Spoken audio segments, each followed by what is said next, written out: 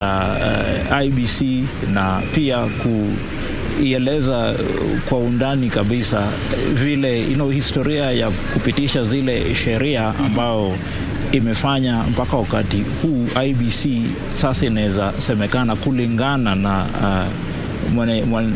eji wa zamani ya kwamba hivi sasa inaweza kufanya uchaguzi kwa njia ambayo inaweza semekana kuwa ni ya uhaki. Ndio. Pia alijaribu kusema ya kwamba ukiangalia kwa undani ile kesi iliyowasilishwa na hao petitioners, kulingana na yeye inaonekana ya kwamba hawajaligusia sana ile swala la nambari ya wale waliopiga, nambari inayowezesha yule atakaye tangazo mwishowe kama president elect isemekana ya kwamba ameshinda katika ule uchaguzi. Kwa hivyo kulingana na mwanasheria wa kitambo Githu Muigai, inaonekana ni kwamba petitioners hawakuli question zile numbers, na kwamba numbers ni ya umuhimu sana katika presidential election. Manake in the end of the day Wanjiku alitoka asubuhi akapiga kura, na hiyo kura ya mwananchi lazima iwe na sauti. Pia walikuwa na mwakili tofauti. Kwa mfano kuna yule ambaye aliangazia sana swala la ile ICT structure, kwa maana unaweza kumbuka katika ile petition ya Raila Odinga inasemekana ya kwamba kulikuwa na hitilafu kadhaa katika ile system ya transmission ambayo koti kiangalia keenly then ifika katika ile finding ya kwamba hiyo election haikufikisha ile level inayohitajika kulingana na katiba. Kwa hivyo wale mwakili wajaribu kuonyesha ya kwamba kulingana na systems ambazo ziliwekwa na IEBC hakukuwa na hitilafu yoyote, na ya kwamba upande wa petitioners hawakutoa ushahidi wowote ya kudhihirisha ya kwamba kulikuwa na hitilafu ambayo inaweza fanya mahakama ibadilishe ile declaration iliyotolewa na Bwana Chebukati. Bwana Amondi, hapo awali pia tuliweza kushuhudia mahakama ikiweza kutoa mwelekeo baada ya kutolewa kwa madai na wale mawakili wanawakilisha Raila Odinga kwamba IEBC haijawapea idhini ya kuweza kupata ile ujumbe kutoka kwa ile server ya IEBC. Sijui kama unaona kidogo wale watu walikuwa wanasema kwamba kidogo ni kama hakuja kuwepo na labda mawasiliano ya moja kwa moja, kwa sababu upande huu mahakama walikuwa wanasema kwamba shughuli hiyo kulingana na wale maajenti wa mahakama ni kwamba inaendelea vizuri na kuna hatua inaendelea kupatikana. Lakini upande huu wale mawakili wa Raila Odinga walikuwa wanasema kidogo bado mambo hayakwendi vizuri.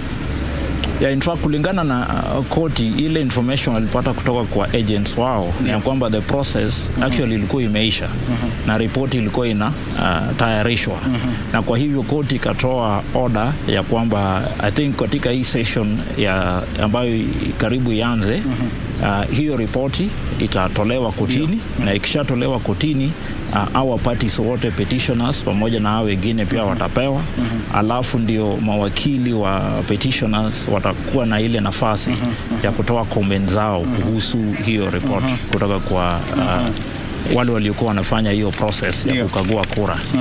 Yes. Na mtazamaji, sasa majaji wanaonekana kuwasili sasa katika mahakama ili kuweza kusikiza kesi hii. Kumbuka ni siku ya pili ambayo kesi hii inasikilizwa, ambapo tayari hapo asubuhi tuliweza kuona tume ya IEBC ikiweza kuwakilishwa na Githu Muigai wakiwa tayari wanapinga madai ambayo yalikuwa yameibuliwa jana kuhusiana na uchaguzi. Hapa sasa tunaporejea katika mahakama, ama yule ambaye atakuwa anachukua hatamu za kuzungumza ni mwanasheria mkuu ambaye atakuwa na wakili wake hapo, alafu baadaye mawakili wa William Ruto ambaye alitangazwa rais mteule watakuwa wanachukua hiyo nafasi kuweza kuwashawishi majaji kwamba ndio madai ambayo yameletwe haya na msingi, na kwamba kesi hii iweze kutupiliwa mbali.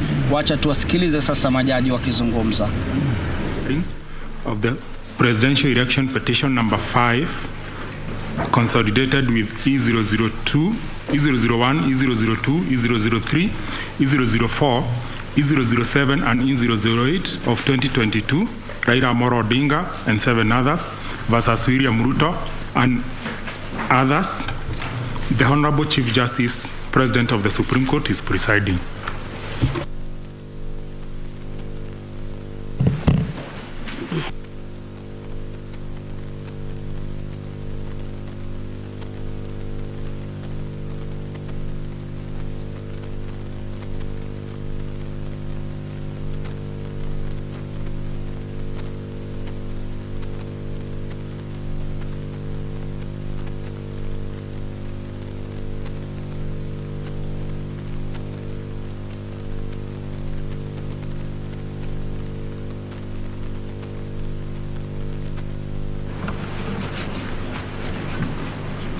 Yes. My lady, the Chief Justice, the Deputy Chief Justice, my lady, my lords, in this matter, I appear with Mr. Emmanuel Bitter and Radhika Arora for the Attorney General. From the outset, I would wish to state that the Attorney General has been named as a respondent in petitions number E002, 003, and 007. He has filed a notice of intention not to oppose any of the petition in which he is joined as a party pursuant to Rule 11.2 of the Supreme Court Election Petition Rules 2017, and would wish to declare that the Attorney General is completely neutral on the dispute before this Honorable Court. The Attorney General nevertheless wishes to address this Honorable Court on two issues. The first of the issues are very grave allegations against some members of the National Security Advisory Council by the chairman of IEBC on grounds that they visited the Tallying Center on 15th August 22, from which certain allegations have been made, which I'll come to. The second ground I will address this Honorable Court on is as a matter of public interest on the issue you have raised on issue number 6, which is the interpretation of Article 138(3) and 10. Chief Justice, the Court, the NSC is a body in charge of our security. It is part of the executive and is established for the benefit of all Kenyans. It doesn't have political identity or political intention. Its members comprise those at the top echelon of our civil service and security infrastructure, and it is a body which in any organization of extensive public interest gets involved to try and see how it can assist on matters of security. The chairman of IEBC, Mr. Wafula Chebukati, has purported to present before this Honorable Court that he has neither the knowledge nor connection with NSAC. The record establishes otherwise. Indeed, from Mr. Kenywa's affidavit sworn on 28 October 2022, it is clearly shown that on 4th July 2022, the chairman was in attendance of a meeting of NSAC and briefed the NSC on the status of the preparation of general election and sought to involve it fully on matters of security, both in context of ongoing activities and also to help them from time to time. I would like to refer you to page 31 of Mr. Kenywa's affidavit annexed to the notice of application, which was notice of motion, which was filed before this court to get the context. At page 31,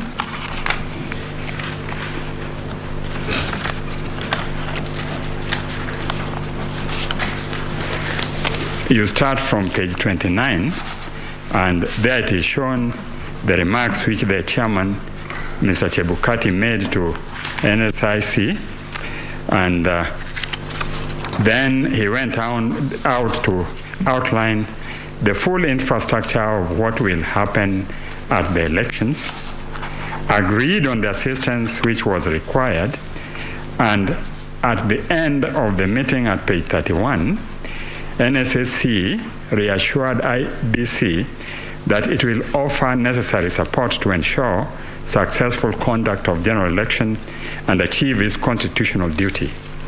Members also pointed out that successful results transmission was critical and the issue of budgetary constraint by IEBC should not arise, and indeed agreed to assist IEBC on any budgetary requirements for purposes of transmission. And it is from there that the relationship continued. You will also notice that the visit to the IEBC tallying center was instigated as a result of the activities which had gone on 13th and 14th, when there was suspension of transmission and display of the result, and without explanation from the IEBC. As deponed by Kenywa, he called the chairman and advised him that the NSC has intention to send a team to meet him and his fellow commissioners for purposes of discussing the security and implication of concerns surrounding transmission, tallying, verification, and declaration of results. The chairman posits that he was early in the morning, when you go through his affidavit, visited by a number of individuals, some of whom comprised politicians and some of whom were various eminent persons in the country, and that their intention was not to enhance the credibility of what he was doing. But he tries to conflate this with the visit of the NCSC by saying, connecting it to what had happened that night, that further, that at 10 a.m. in the morning he was informed by Professor Goulier that the team from NSCA had arrived at the tallying center, and he later learned that they had proceeded to the office of Deputy Inspector General of Police. Nothing could have been true than the fact that he was rang by Mr. Kenywa, who told him that because of security concern and tension which was arising in the country, arising out of non-transmission, and of course we have had an example on this in previous election, he was sending a team to go and visit him and discuss the issue of security. That notwithstanding, the chairman pretends that this was an issue which he only came to know when he was informed by Professor Goulier. But immediately thereafter, he concedes that he was rang by Mr.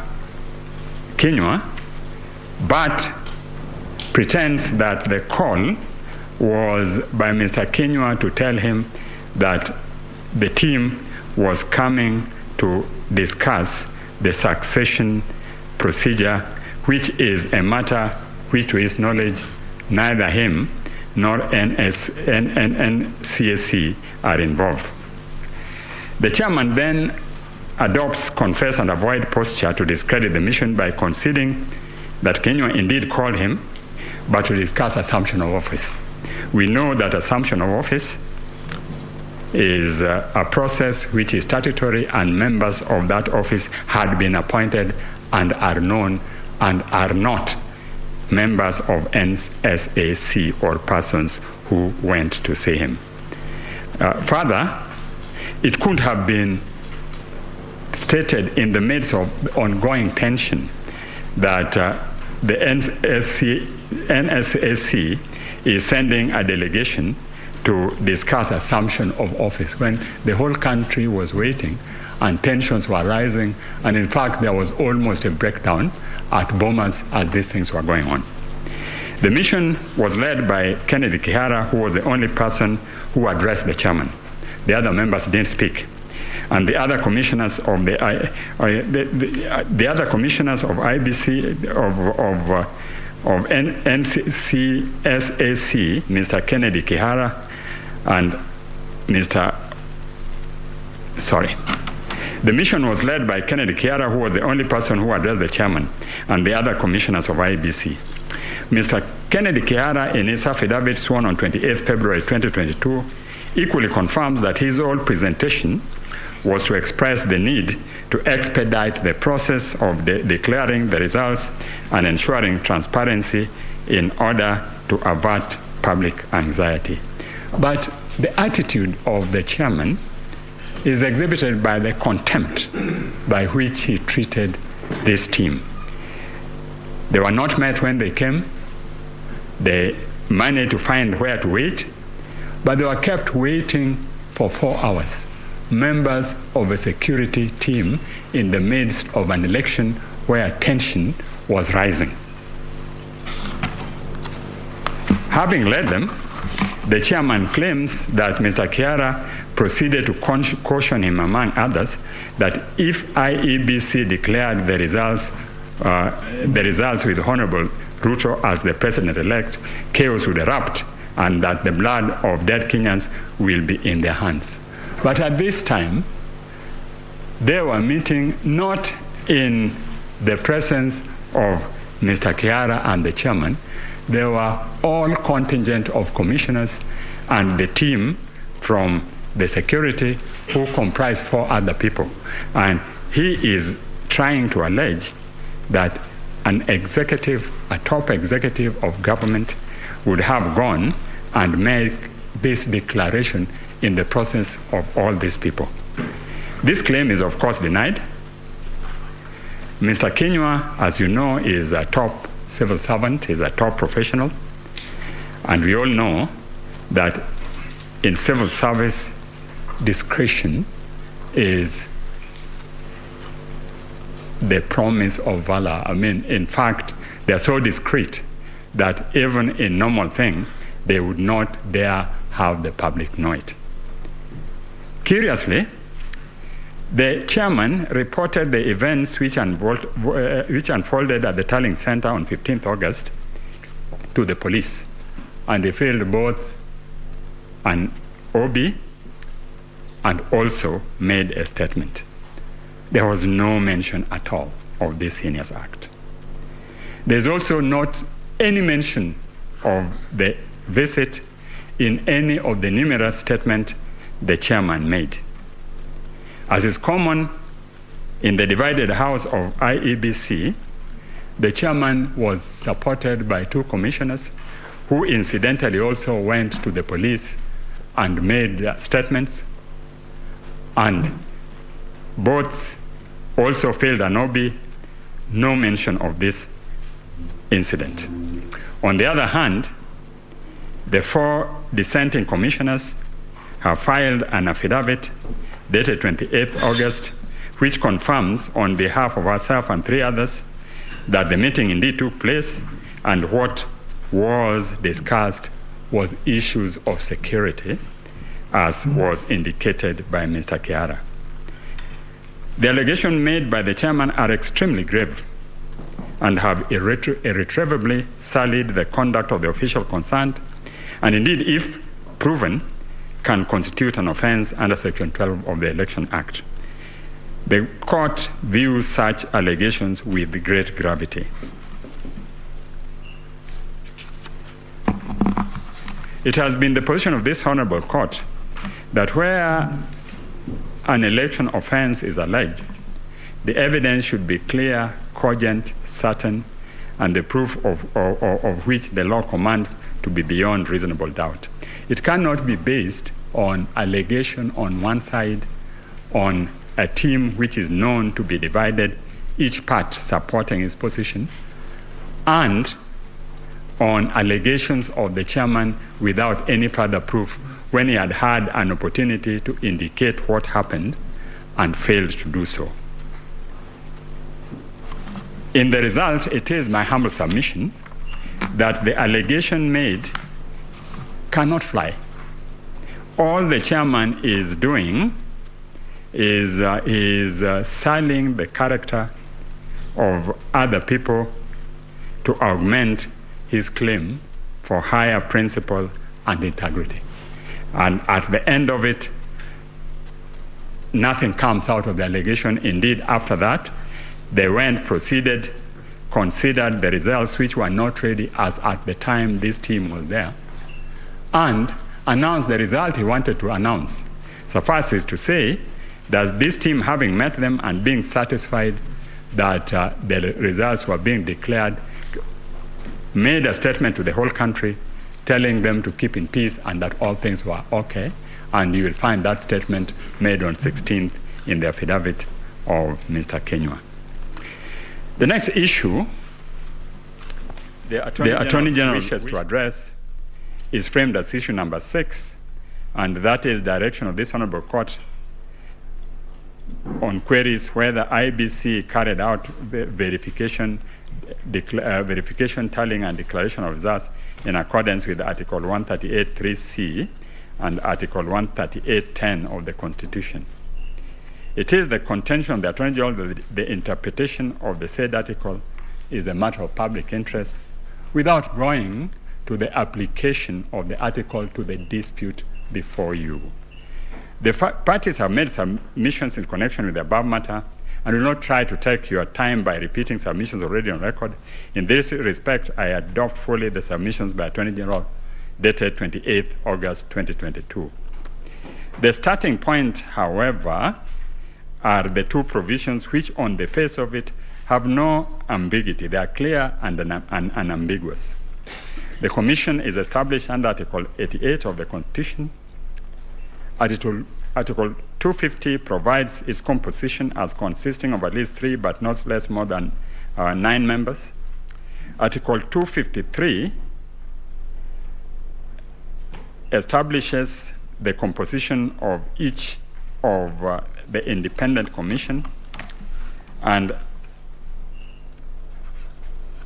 Article 253 provides its incorporation. Now, there has been interpretation both by this court and by the Court of Appeal as to what Article 138 it means. And in that respect, I would like to refer you to the case of Raila versus Electoral Commission, and that is the second petition of 2007, and at page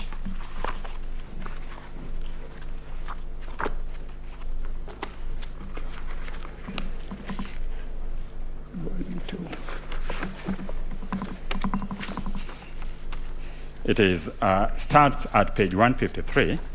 At page 153, this Honorable Court referred to the case of Maina Kiai, and in it, it stated as follows. Clearly, at paragraph 263, clearly this provision in mind, the Court of Appeal in Maina Kiai decision was categorical as it rendered itself thus: we are satisfied that this elaborate system, the electronic transmission of the already tabulated results from the polling station contained in the prescribed form, is a critical way of safeguarding the accuracy of the outcome of elections. I do not see how the appellant or any of its officers can vary or even purport to verify those results. Further, the Court of Appeal stated thus, and this is the important one: the appellant, as opposed to his chairperson, upon receipt of prescribed forms containing tabulated results for election of the president electronically, transmitted to it from the near 40,000 polling stations, is required to tally and verify the results. The appellant as opposed to its chairman. Later in the ruling, the court stated that It was further argued, that is paragraph 293, it was further urged in court by a number of counsel for the first, second resolution that disregarding from 23 to 34As and exclusively relying on Form 34B, many of whose authenticity would later be called into question in the tallying process, the said resolution was simply complying with the Court of Appeal in Maina Kiai. We have already held that we find little or nothing in this decision to suggest that by deciding the way it did, the appellate court restrained or barred first respondent from verifying the results from the before declaring them, or that was relieving the former from statutory duty of electronically transmitting the results. What the second respondent was barred from doing by the Court of Appeal and the High Court was to vary, alter, or change the results relayed to National Tallying Center from the polling stations and constituency tallying center under the guise of verifying. So here, when they say what the second respondent was barred from doing, they are referring to the chairman. And it seems to imply that the verification ought to be done by the chairman, whereas the court also quoted with approval the finding in Maina Kiai to the extent that the appellant, as opposed to his chairperson, upon the receipt of prescribed form containing tabulated results of election of president electronically transmitted, is required to tally and verify them. The Maina Kiai decision is expressly clear on the issue, and it states at page, I think it is page 104 of our list of authorities, authority number 3, in Attorney General's Case Digest and Bundle of Authorities, page 67 to 107. It says that we hold further that reference to the appellant in sub-article 3C is not to be construed to mean the chairperson, but rather the returning officers who are mandated after counting the votes in the polling station to tally and verify the count and declare the result. The appellant as opposed to its chairperson upon receipt. The appellant as opposed to its chairperson upon receipt of prescribed form containing tabulated results of the election of president electronically transmitted to it from the near 40,000 station is required to tally and verify the results received at the National Tallying Center without interfering with the figures and detailed process. In Article 138.10, the chairperson then declares the result of the presidential election and delivers a written notification of the result to the Chief Justice and to the incumbent president. That is now circumscribed and narrow the role of chairperson of the appellant. So it is clear from that according to Maina Kiai, the role of the chairman was to declare the results, and the role of the IEBC was to tally and verify. And that is indeed consistent with the expectation of Article 10, our national principles and national values. So we humbly request this court to take this opportunity to clarify the position without, I think we need to emphasize, and based on what Justice Lena Ola was raising yesterday, the issue of prospectivity and retrospectivity. We're not going to that as the Office of the Attorney General. The Office of the Attorney General wants a clarification of this provision for future election and on how it impacts on other commissions. Is executive role conferred on the chairman, or the chairman is part of the commission and can only act in community with the commission? And that is consistent also with the provisions of the amendments which were done, some of the amendments which were done in 2017. You will notice that the commission has clearly delegated functions to the returning officers. Section 39(1)A, that deals with National Assembly and County Assembly for them to tally and verify and declare.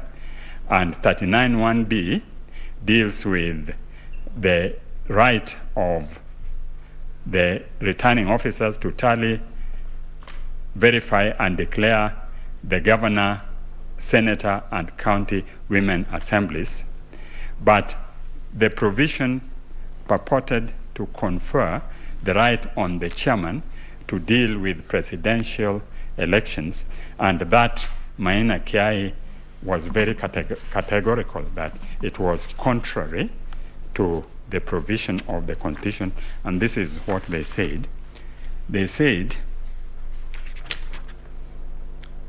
that the controversial regulations 83.2 and 87.2 were not affected by amendments, and the object is not difficult to see. The High Court, having found those regulations, that's at page 105, to be inconsistent with the Constitution, it was in bad faith for the appellant to reenact them while pursuing this appeal. It is our firm position that the purpose for which Section 39.2 and 3 of the Act and Regulations 83.2 and 87.2c were promulgated or made have the effect of infringing constitutional principles of transparency, impartiality, neutrality, efficiency, accuracy, and accountability. So that was the position of Maina Kiai. Maina Kiai came to this court. The appeal didn't succeed, and therefore it has impliedly been confirmed by this court. So we humbly request your lordships to take this opportunity, and my ladies, to take this opportunity to clarify that position. To go back, in conclusion, to the members of the NSAC, Lord, I would like to humbly submit that these are Kenyans of integrity, highly professional, who have pulled themselves with their bootstraps and reached the echelon of our system, and it would be very unfortunate when it is left for their name to be sullied in the midst of a political context in which they have no interest. In fact, they were merely asked by the NSAC to send a message. A spokesman was appointed who went and sent the message, but they are now being tarred with the brush of having been trying to unconstitutionally alter a process which is sacrosanct and which they have sworn by their oath to protect in assuming their position. That's my humble submission, and I will donate the 3 minutes to the court. Thank you. Thank you very much. The 3 minutes and 16 seconds are welcome. Thank you. Yes. Mr. Ngatia?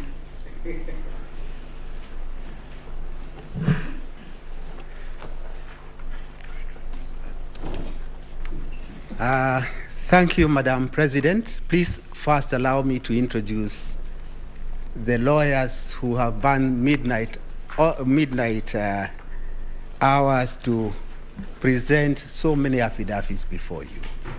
My name is Ngatia Frederick. I'm assisted by the following lawyers: Mr. Kirago Kimani, Senior Counsel; Mr. Kioko Kilukumi, Senior Counsel; Professor Kithuri Kindiki; Mr. Katwa Kigen; Dr. Muthomi Thionkulu; Dr. Linda Musumba; Professor Kivuva Kibwana; Mr. Elias Mutuma; Melissa Ngania, who I had the opportunity to present a matter in 2017 with her; Mr. Mwanza Ombati; Mr. Kipchumba Mokomen; Mr. Benson Milimo; Mr. Wilfred Nyamo Mati; Mr. Edward Mureu; Mr. Hilary Sigei; Madam Monica Nyogutu; Mr. Collins Kiprono; Wanjiko Nyaga; Emmanuel Kibet; Ian Shelela; Caroline Cherono; and Chris Ayeko. Most of them are in court number 1, following the proceedings very intently. Madam Chief Justice, I rise before you. I know it's been 2 long days please bear with us, to oppose the petition filed by several petitioners. It is the first time in the history of this country that we now have 8 petitions. It must be a new strategy to disable the president-elect to mount a defense against 8 petitions within 4 days. But we didn't manage the impossible, and we now present our defense as follows. First and foremost, my lords, let us appreciate that these consolidated petitions arise from a presidential electoral contest. It is an electoral contest. Ideally situated, or it should ideally be resolved by electorate, the Kenyan voters, not by a court of law. But because it is also part of the constitutional structure of this country, this honorable court is granted original jurisdiction by the Constitution to resolve this contest. But in resolving this contest, it is necessary to bear in mind that all you have are affidavits filed by the contestants. The difficulty with affidavits is that one can structure fiction and peddle it as a pleading, as I'll be demonstrating. I will start with Article 38 of the Constitution, because to me that is the beginning of an understanding of this contest.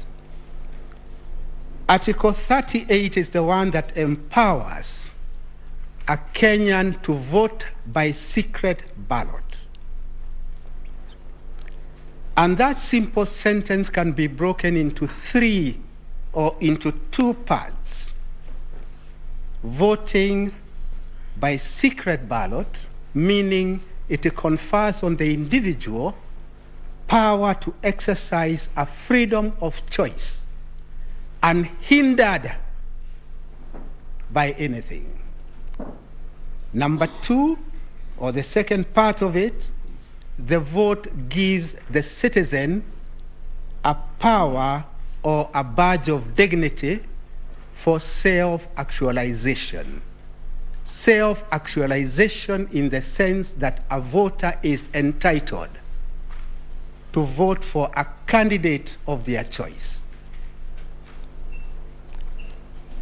Article 38, to my understanding, therefore becomes the beginning of the understanding of the correct situation that is before this court. It is common ground, and this is important, my lords, that on 9th August, voting took place everywhere in this republic. There is not a single place that presidential election was not held. Even in Kakamega, Mombasa, presidential elections were indeed held. There is no area in this country that did not participate in that voting. Accordingly, legitimacy, I go to the next point, legitimacy of any electoral victory is predicated on the fact that voting did in fact take place.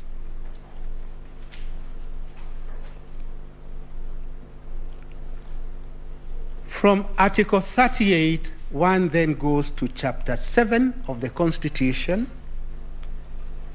from Articles 31, going all the way to Article 81, going to 87, which donates a power to Parliament to legislate on elections. I would immediately say this, Madam Chief Justice. The power to enact Elections Act, to my mind, relates to the 5 other tiers of elections.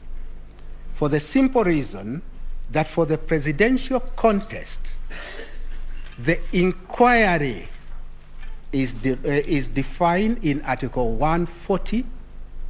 The relief is defined in the same article, whereas in the other levels of elections, one could look at the Elections Act. But I'll come to that a little later. I'm doing first and foremost a broad introduction of the areas that we'll deal with.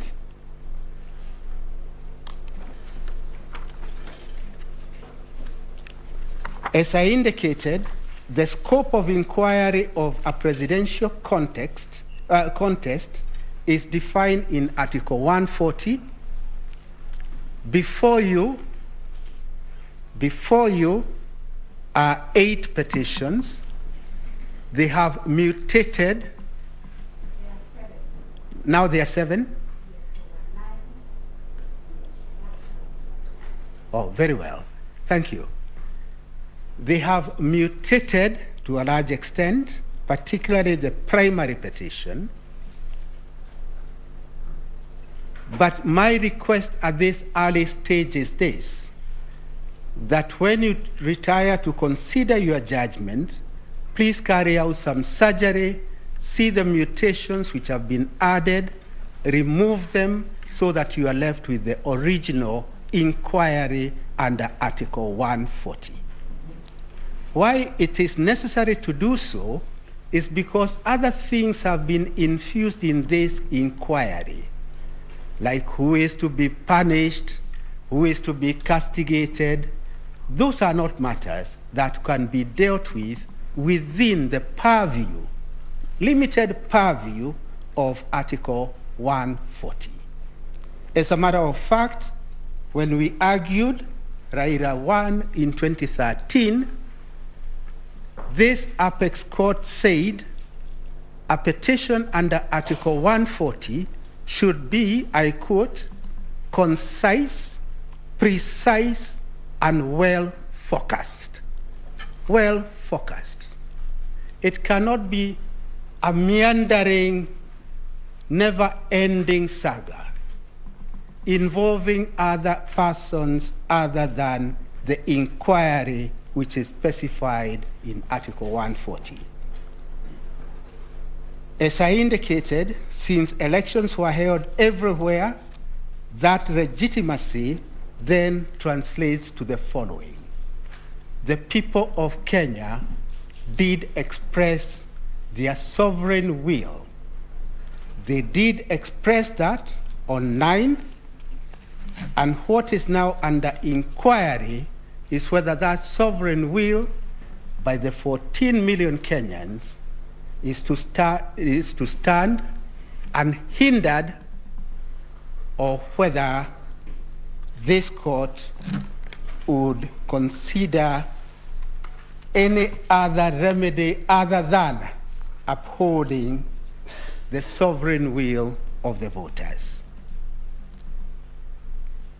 Madam Chief Justice, just barely 2 years ago, Ghana was in the same position that this court is in. They held their elections. A presidential candidate went to the Supreme Court.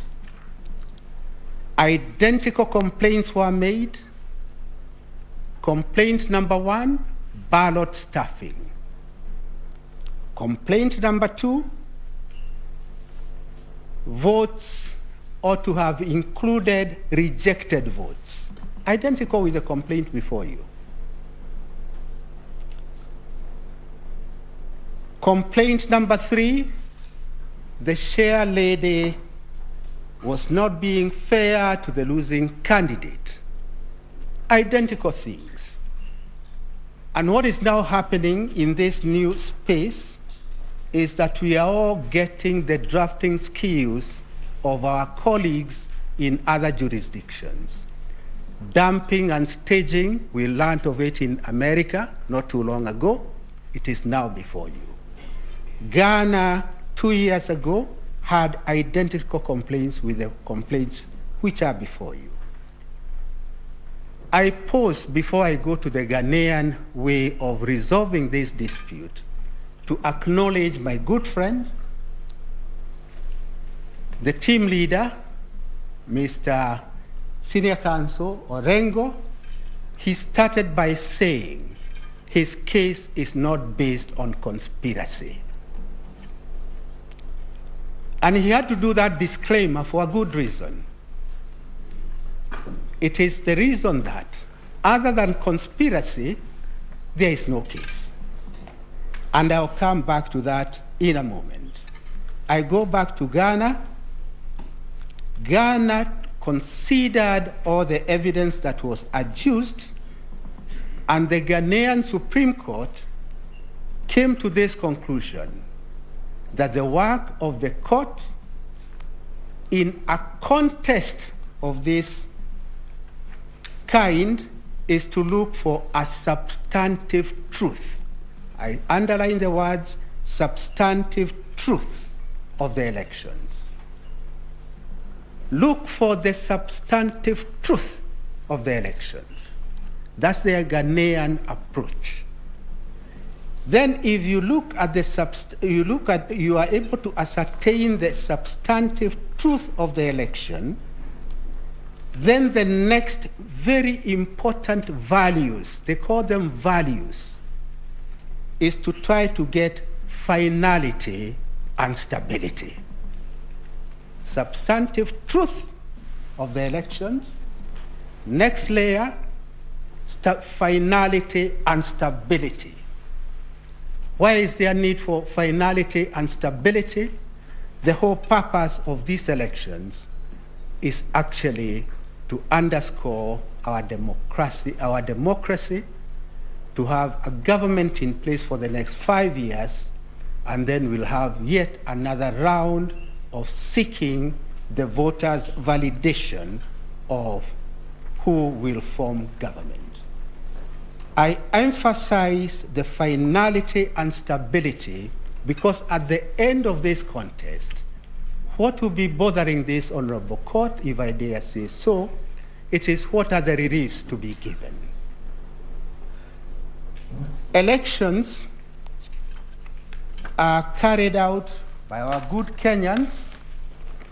I said in 2013, I repeat it again, we are unable to inculcate amongst ourselves the culture of accepting the electoral result. We are just unable to do that. Maybe it is in our psyche, maybe it's in our makeup, but we are unable to do that. Because we are unable to do that, we must then come to this honorable court to try and resolve that dispute in a very unfair way, because the dispute ought to have been resolved by the electorate. In my submission, when you look at this case, devoid of lawyers' arguments, you find it is based on certain planks. Plank number 1, Form 34A was hijacked mid-air, altered, votes from one candidate, losing candidate petitioner, removed, added to the votes of respondent number 1. That is a major plank of it. The easiest way to look at it, because I do not have the ability of Mr. Mahat, who dealt with technology, is to look at it from a point of logic or the antithesis. The antithesis being this: if that is true, from a point of logic, show us one Form 34A in the public portal, because that is where ultimately it landed, which differs with the hard copy at the polling station. Show us only one. Or show us a ballot box that people from outer space came and voted into, stuffed into it, and then all this hijacking in midair took place. There's no such evidence. And why there's no such evidence is because that is the work of fiction. Work of fiction, not just conspiracy, but work of fiction. In my submission, therefore, amongst the many things this court is now being called upon to do is to find a way of moderating, I use the word moderating now in the correct sense, the excesses in the political contestants. Excesses such as imagining that this Supreme Court can now take over the role of voters and do a court coronation of any candidate. That would be a heresy. I will be dealing with the reliefs much later. I'm just doing a broad outline. And the next broad outline I would wish to do is to indicate to this Honorable Court that the orders sought in the primary petition, apart from being contradictory, would take this country to a constitutional crisis. We now have the incumbent in office with the limitations in Article 134. Limitations which are set or cast in stone by the Constitution. The incumbent in office cannot even appoint anybody to take over from any of the public officers being vilified before you. If, for example, and I say for example guardedly, this Honorable Court were to even countenance anything other than stability and finality, then a constitutional crisis would be triggered because the petitioner has repeatedly said he will not participate in an election held by IEBC under the chairmanship of Chebukati. We have adduced that evidence in the replying affidavit sworn by the first respondent. That replying affidavit is before you. It was filed on 26th August. We have attached a clip of that discussion. It's in an affidavit by Samuel Githae of the same date, 26th August, and all those are matters that are before you. Since the petitioner will not participate in a fresh election, does not want to accept defeat, then what does he offer? What is the solution he offers? The solution he offers is that there be an election presided over by the vice chair lady of IEBC. And only one needs to state that to see the crisis that this country will be engaged in. It will be a crisis of monumental nature, a crisis that I do not think that we would want to play with that kind of fire, because it will be fire upon fire. In my submission, therefore, I would request this Honorable Court, as we begin our submissions, to bear in mind how Ghana resolved an identical situation by, number one, looking for the substantive truth, and then immediately that should trigger a relief which is finality and stability. If this Honorable Court were to do that, I see a future for us.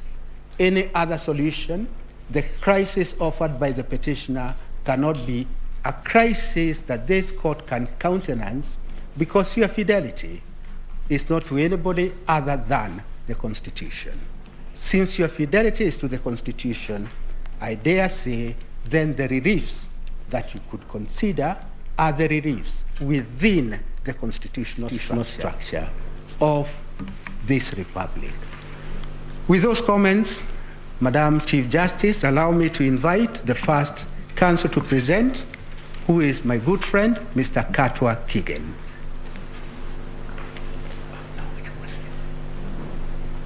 Mr. Katwa Kigen will deal with issues 1, 2, and 3.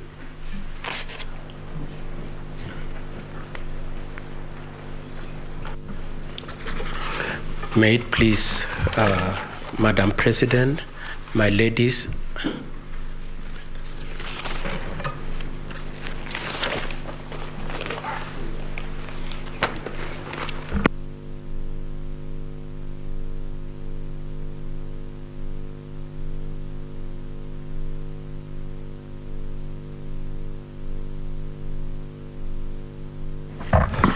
may it please you, my Madam President, my ladies, my lords. My name is Katwa Kigen. I propose to deal with issue number 1, 2, and 3. And may I indicate that in dealing with those 3 issues, I'll be dealing with them together with Dr. Mudomi. My lords and my ladies, the 3 issues are to this effect. The first issue relates to the integrity of the technology, and the wording of that issue is whether the technology deployed by IEBC for the conduct of 2022 general elections met the standards of integrity, verifiability, security, transparency to guarantee accurate and verifiable results. The second issue relates to the question of whether there was interference with transmission, and it is to the effect whether there was interference with the uploading and transmission of Form 34A from the polling stations to the IEBC public portal.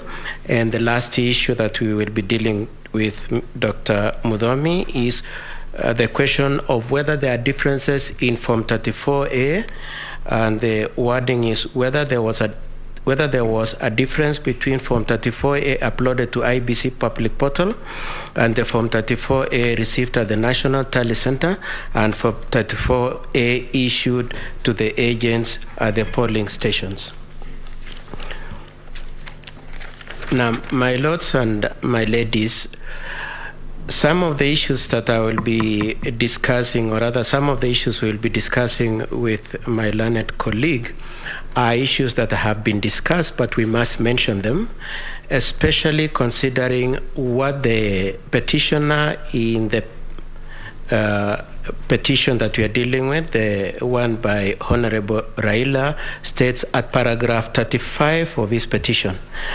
And in that petition, I'm just reading the second sentence of that plea, where he states, the evidence shows that the acts complained of were committed by third parties, senior employees of IEBC, acting in connivance with the second respondent in order to achieve a predetermined outcome in favor of the 9th respondent, and the 9th respondent for purposes of this petition is the first respondent. And so we are coming from the position that we maintain and insist that there was nothing that the first respondent did that could be said to have exceeded or to have amounted to collusion with the IEBC. And I would like to start my submissions by reference to the issue of Form 34A and what the first respondent and the second respondent did. My lords and my ladies, in Maina Kia it was determined that Form 34A is for all practical purposes cast in stone. What Form 34A contains is the last word in respect to the wishes of the voters in the given polling station. And if it has to be in any way impeached, it is only when it has been brought to court. And so in recognition of that, the first respondent, as allowed in law, failed its agents at the polling stations to participate and watch over the process of the elections. And we wish to emphasize that the place of agents is a very material part of this petition. It is going to be a very important issue in your determination of this petition, because the bulk of the evidence in respect to the issue of Form 34A in this petition is the allegation by one Arnold Ochieng, an advocate, saying that he received Form 34As which showed that the data in the Form 34A in the public portal, the data in Form 34A that the agents of the petitioners had, and the data in Form 34A that were brought by the returning officers to the National Tally Center were different. And so the question of whether or not there were agents, whether they could be trusted, and so on and so forth is important. But for purposes of the first respondent, we wish to maintain the position that he had agents, and those agents have failed to him from 34A through his lead agent. And after the Form 34As had been filled at the polling station, and all the agents available had been invited to endorse and confirm that the data captured in the Form 34A were true and accurate. After that had been done, the first copy of the Form 34A was then transmitted to the National Tally Center, the public portal. The other one was then taken to the National Tally Center. Now, I just want to emphasize two issues in that. One is that both the parties for the petitioner and the parties for the first respondent, had a chance to participate. The second thing I wish to emphasize, my lords and my ladies, is that in the entirety of the petition, none of the Form 34As at the point of the polling stations have been presented as having been challenged at any point. So that then the irresistible conclusion that should be made from the point at which the Form 34A originates is that those Form 34As represented an accurate state of affairs at the polling station, both in terms of data and in terms of the integrity of the process of voting and the counting of the votes. And as I said, then the Form 34As find their way to the National Tally Center, both in terms of transmission and the physical delivery by the returning officer. Again, agents for both parties were given a chance, and as allowed in law, the first respondent made sure that he had representation of his agents and has presented some of those agents to vindicate and verify that the data that was eventually verified at the National Tally Center were the accurate data of what happened at the polling station and passed on to the National Tally Center. I would like also to emphasize that the two things that were supposed to be done at the National Tally Center was to determine the data, and secondly, to establish the security features of the Form 34As.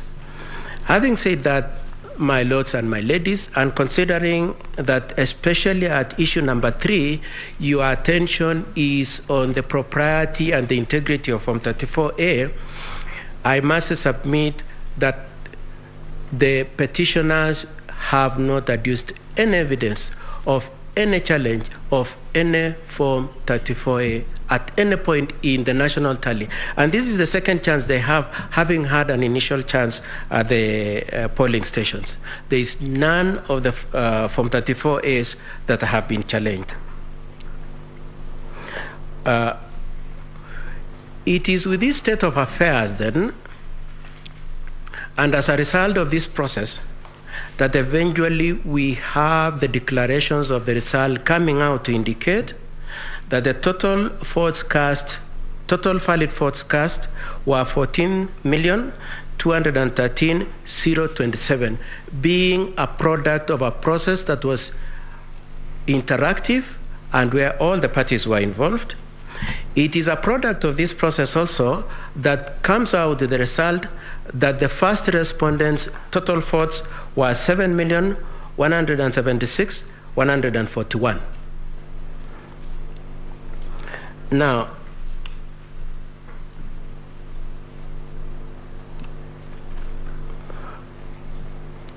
the process of verification of the Form 34As before they were transposed to Form 34C is a process that took 6 days.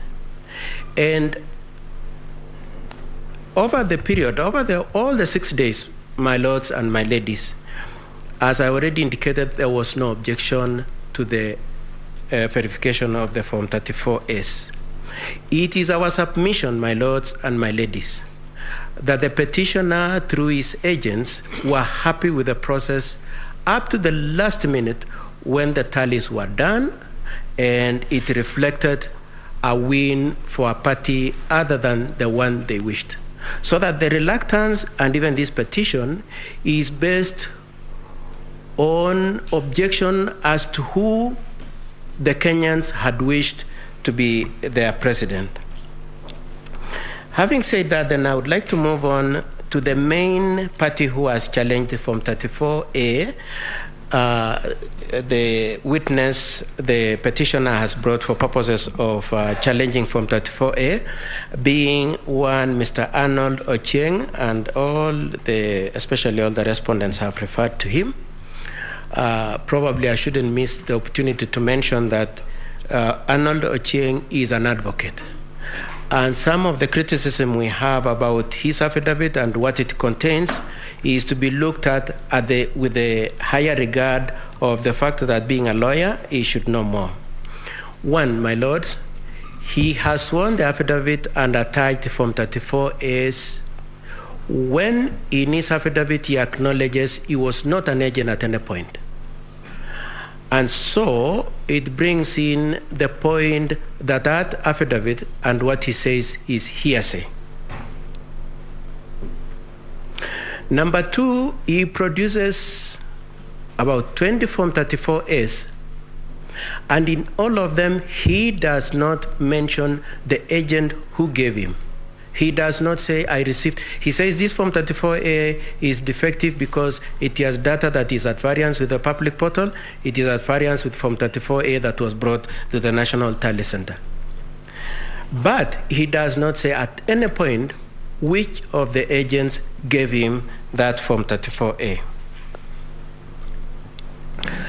Number three, he brings the Form 34As and says they were given to him in terms of either photocopies or photographs from the agents who were on the ground because he was not there.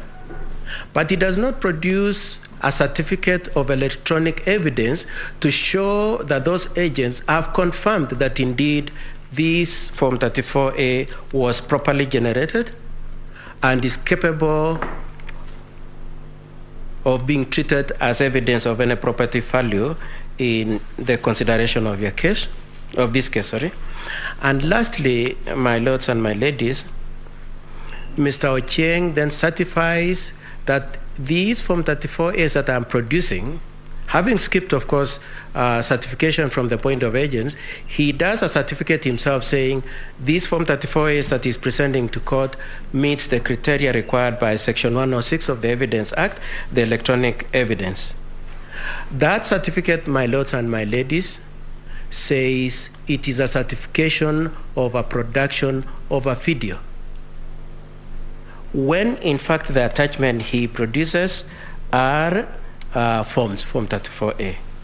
And so, my lords and my ladies, in considering that item number 3, the issue number 3, we pray that you take into account that the principal witness on that issue of Form 34A has adduced absolutely nothing in support of the petitioner's case. In firstly, my lords and my ladies, on our part as the first and second respondents, and similar to what the third and the fourth respondent did, was to pick the Form 34As that the petitioner had brought and said they demonstrate that the Form 34As lacked integrity. And then we went to those polling stations and asked the agents and the presiding officers in those polling stations to confirm to us what they know about the Form 34As that Arnold had brought to this court. And my lords and my ladies will see that we have attached over 6 affidavits from the agents, and each of them say each of those forms were falsified. And I'm using the words falsified to be polite about the issue. I know my colleagues have said worse than that on that issue. The third issue I wish to take up on the issue of Form 34A, the first one was the process. The second one is the evidence against the first and second respondent on that. The third issue I wish to take up about that Form 34A relates to the issue of how they were housed in the public portal and the transmission. And the first point I wish to observe and submit, my lords and my ladies, is that we pray that the court keeps the conscious awareness that the elections were not electronic elections. They were manual. The only issue that was electronic was voter registration, voter verification, voter identification, and the results transmission. And in these proceedings, our focus and attention relates to transmission.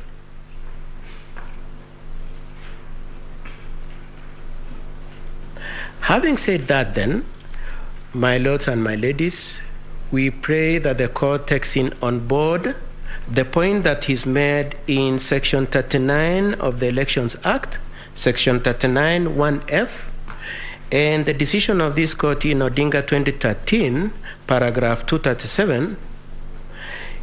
At Section 39, it is indicated that the propriety of the election process will not be defeated by reason of results transmission.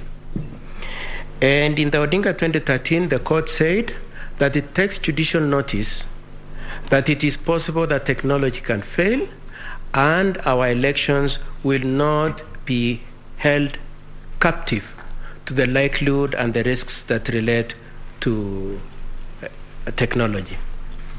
Now, my lords, we would like them to submit to this effect, that assuming for argument's sake, it is true that there were any deficiencies or any defects in the process of the transmission of the results, it is our submission that that did not impeach the elections, because eventually the election and the results were declared based on the hard copies that were brought by the returning officers from the constituencies.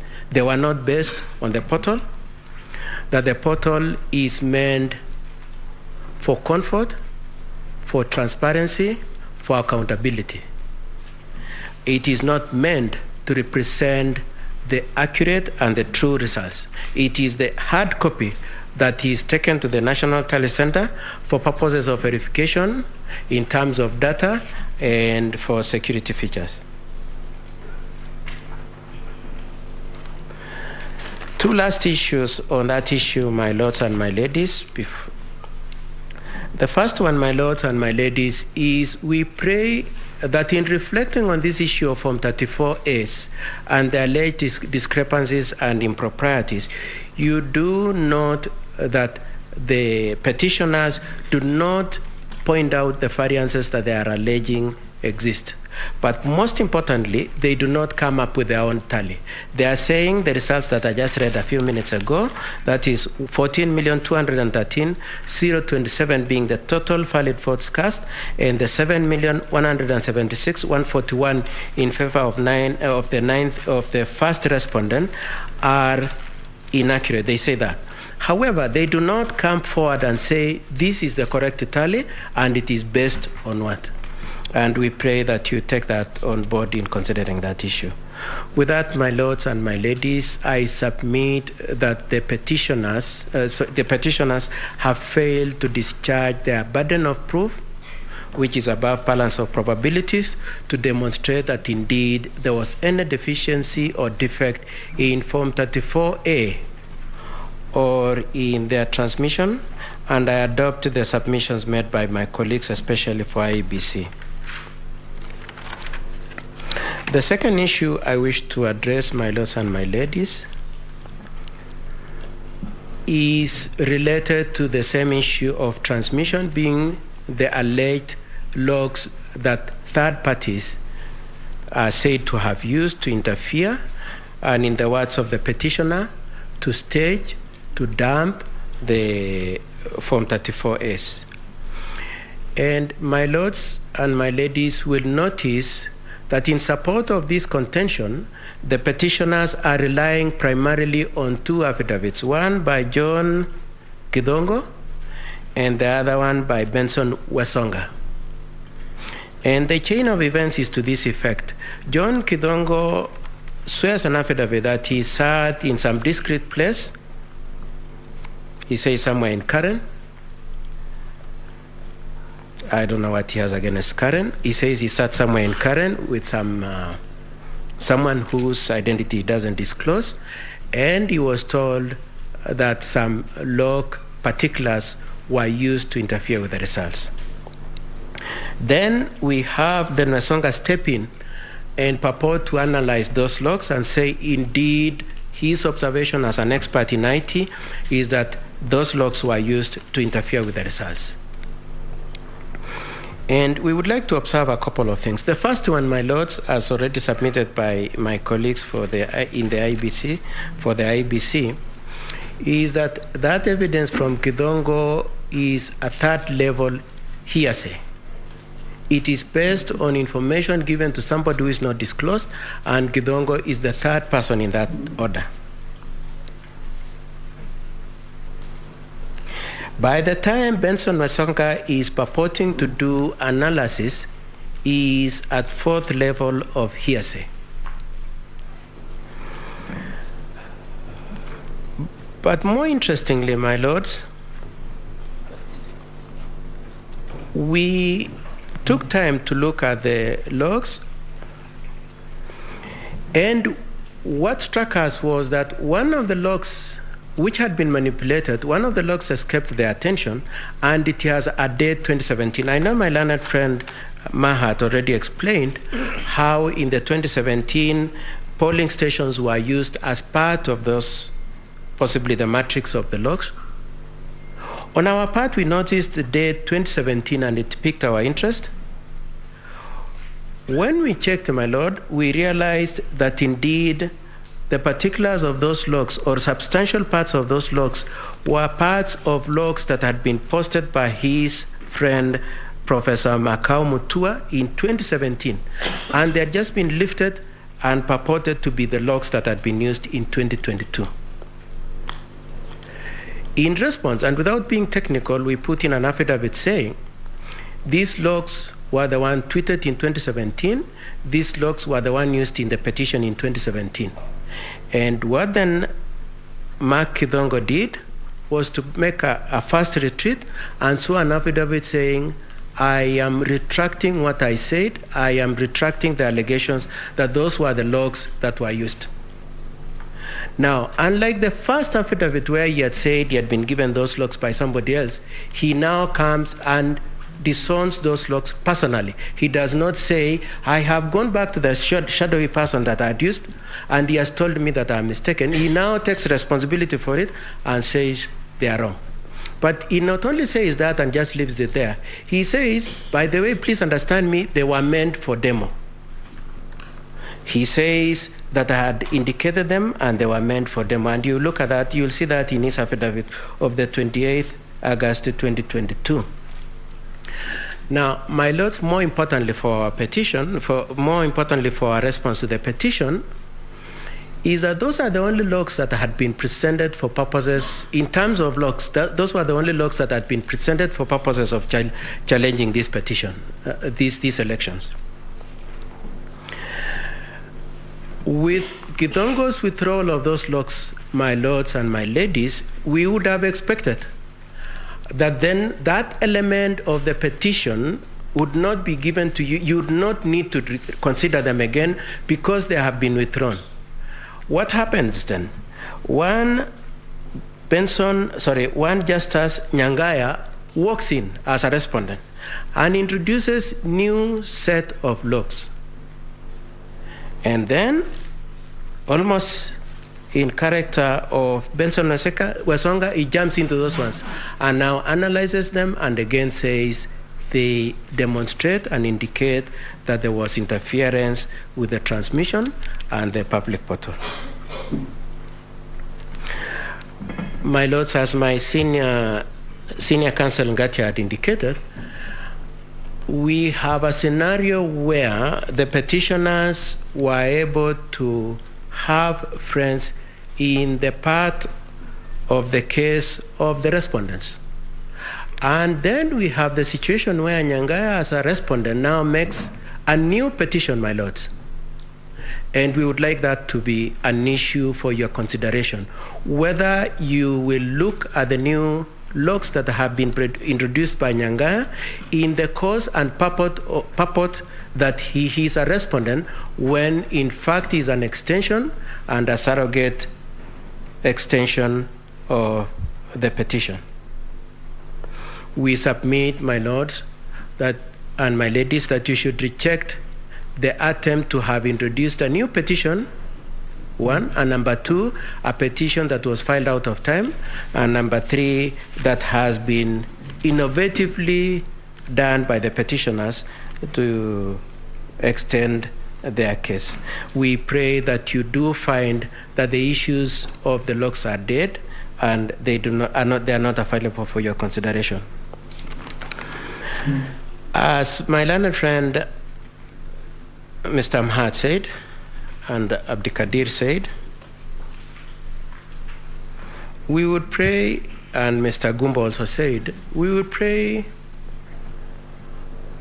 that you apply your minds to the scenario where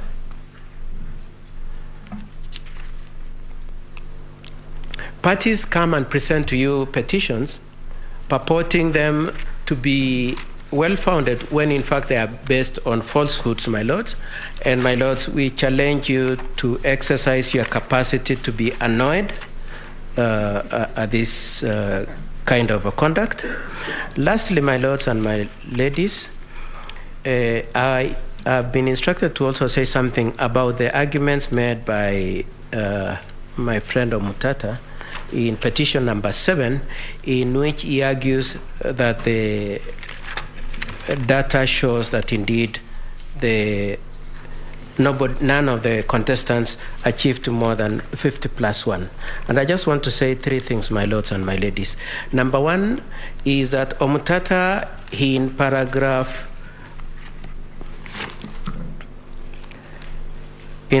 14 of his petition says the 65.4% that he's using was picked on the 9th of August 2022. My lords, as Maha had already explained, that figure kept changing, as by close of day on the 9th of August it had changed to 64.6, and by close of all the data it was 64.7. My lords, he used a percentage that was not static but was moving. The second thing, my lords, is that he used the wrong denominator. He calculated his data using the total registered voters as opposed to total registered voters in respect to the KIMs that had reported their data.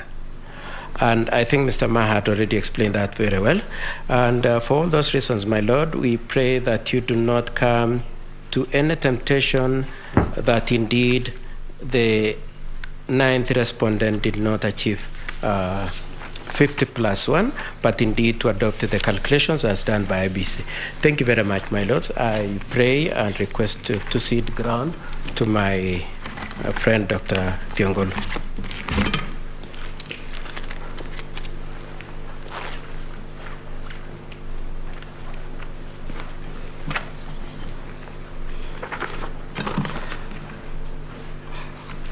My lady and my lords, my name is Mudomi Thiankolu. My senior started addressing you on the fictional aspects of the case before you, and I'll focus on showing you why it is fiction. And in the literature and the arts, they talk of several genres. When we thought about this matter, we thought the fiction before you is of the genre called tragic comedy. that is a combination of comedy and tragedy. In terms of tragedy, we thought of Macbeth, and we thought of Macbeth talking about the demise of Lady Macbeth and the frustrations of life, and saying it is a story full of sound and fury which signifies nothing.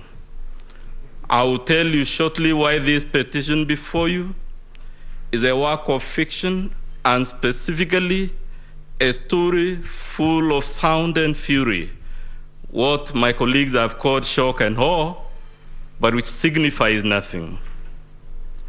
We thought of the comical bit of this case, that we have to engage this eminent court to hear spurious allegations. And the comedy we thought about is called Much Ado About Nothing. And we'll be hoping to persuade you that the case before you is not only full of sound and fury but signifying nothing, but is much ado about nothing. Lastly, we came closer home and thought of a work of fiction in the realm of comedy and tragedy by a son of East Africa called Shaban Roberts. That work is called Kusadikika.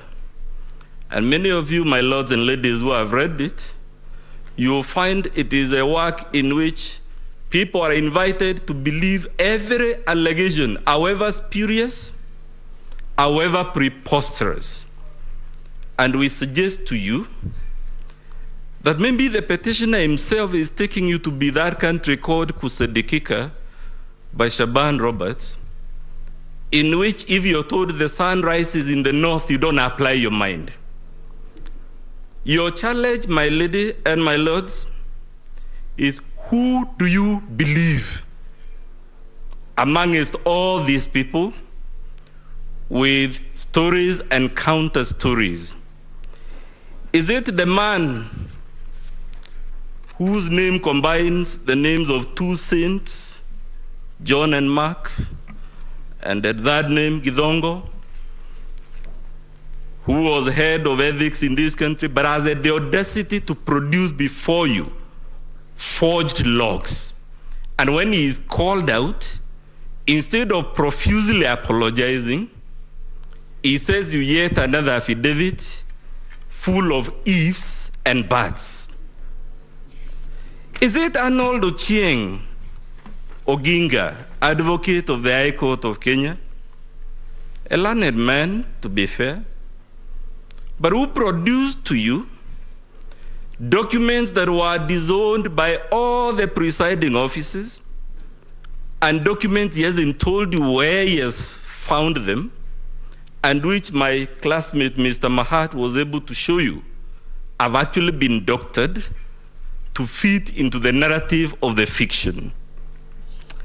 Or, my lord, are you going to believe Githongo when he tells you that the undisclosed man was demonstrating to him a Form 34A for governor, even though we all know the results for governor are not streamed on the public portal? Or, my lord, are we going to believe the four commissioners who we all saw day and night for 6 days and 6 nights? I use the word deliberately, my lady, because we never left our TV screens. 6 days, 6 nights. We saw them announcing results that had been verified, and you were told by Mr. Mahat, indeed, they announced most of them. But when the winner becomes apparent, they suddenly turn around and tell you Mr. Chebukati is a bad man, he should be crucified. Are those the people we are going to believe, my ladies and my lords?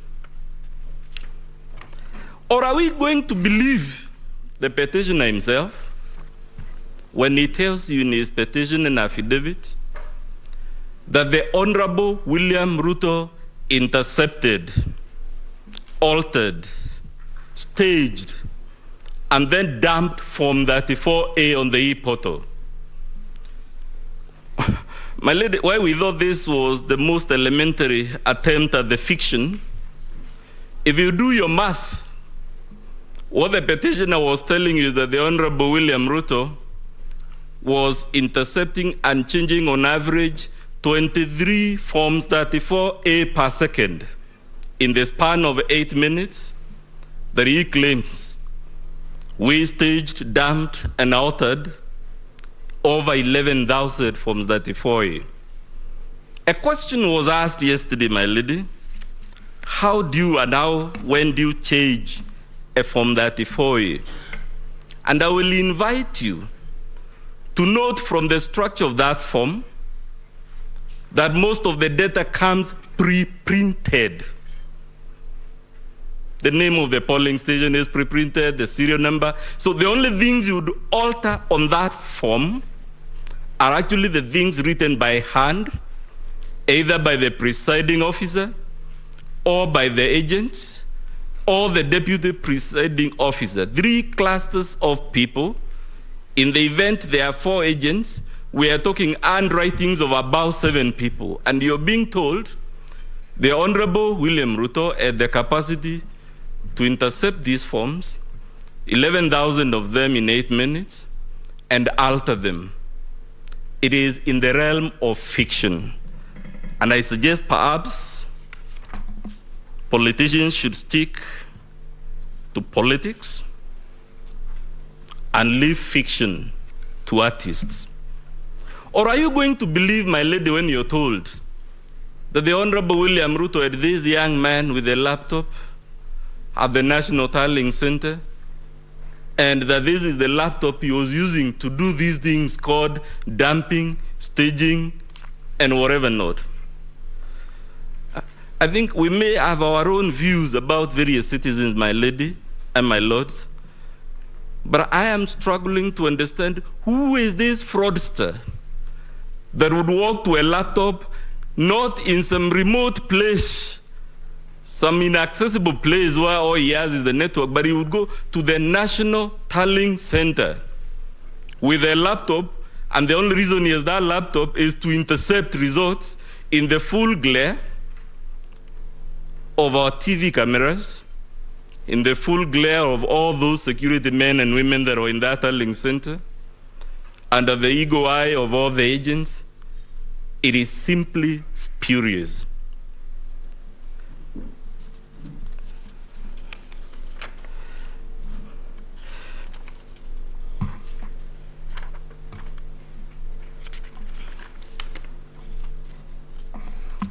My Lord, you are told all these things, and I'm sorry if this is repetitive. The least we would expect is you to be shown a Form 34A that was altered, and not the ones they have cooked as an work of fiction. The least we expected is for them to tell you which are the polling stations in which this interception, staging, and dumping occurred. In short, my duty, my lady and my lords, is to tell you, even if you are to look at this case with your most magnanimous and generous set of eyes, even if you are to be as benevolent as Father Christmas, the verdict you would return is that this case before you is a story full of sound and fury, but which signifies nothing. The case before you is much ado about nothing, and you must tell the petitioner, this is not the Supreme Court of the Republic of Kusadikika. It is the Supreme Court of the Republic of Kenya. It is to be expected that when you move this solemn court, you don't put us in exercises that leave other civilizations wondering why we have to waste the time of the Supreme Court, or God forbid, even the small claims court, dealing with allegations of the type before you, which cannot be believed even by the most gullible person. Let the works of fiction be left to Hale Grissom James Adliches, James Bond, this is a solemn platform. I regret and I pity all of us that we came to deal with such a spurious matter. Thank you very much.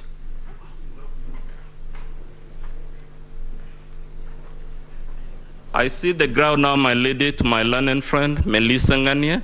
She'll take over on issue number 4 and 5.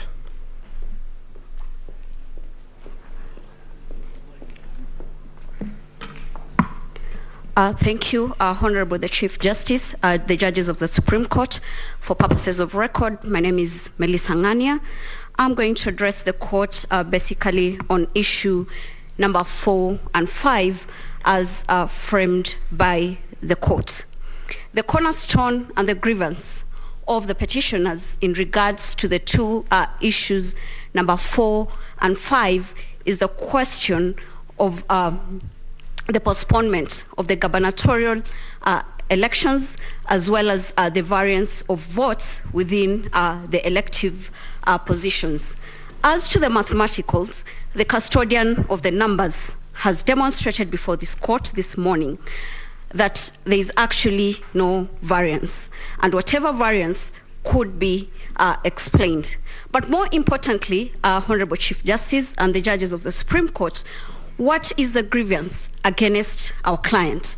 That is William Samoei Ruto and Honorable Rigathi Gachagua. I would pick the choice of words as pleaded by the petitioners for obvious reasons.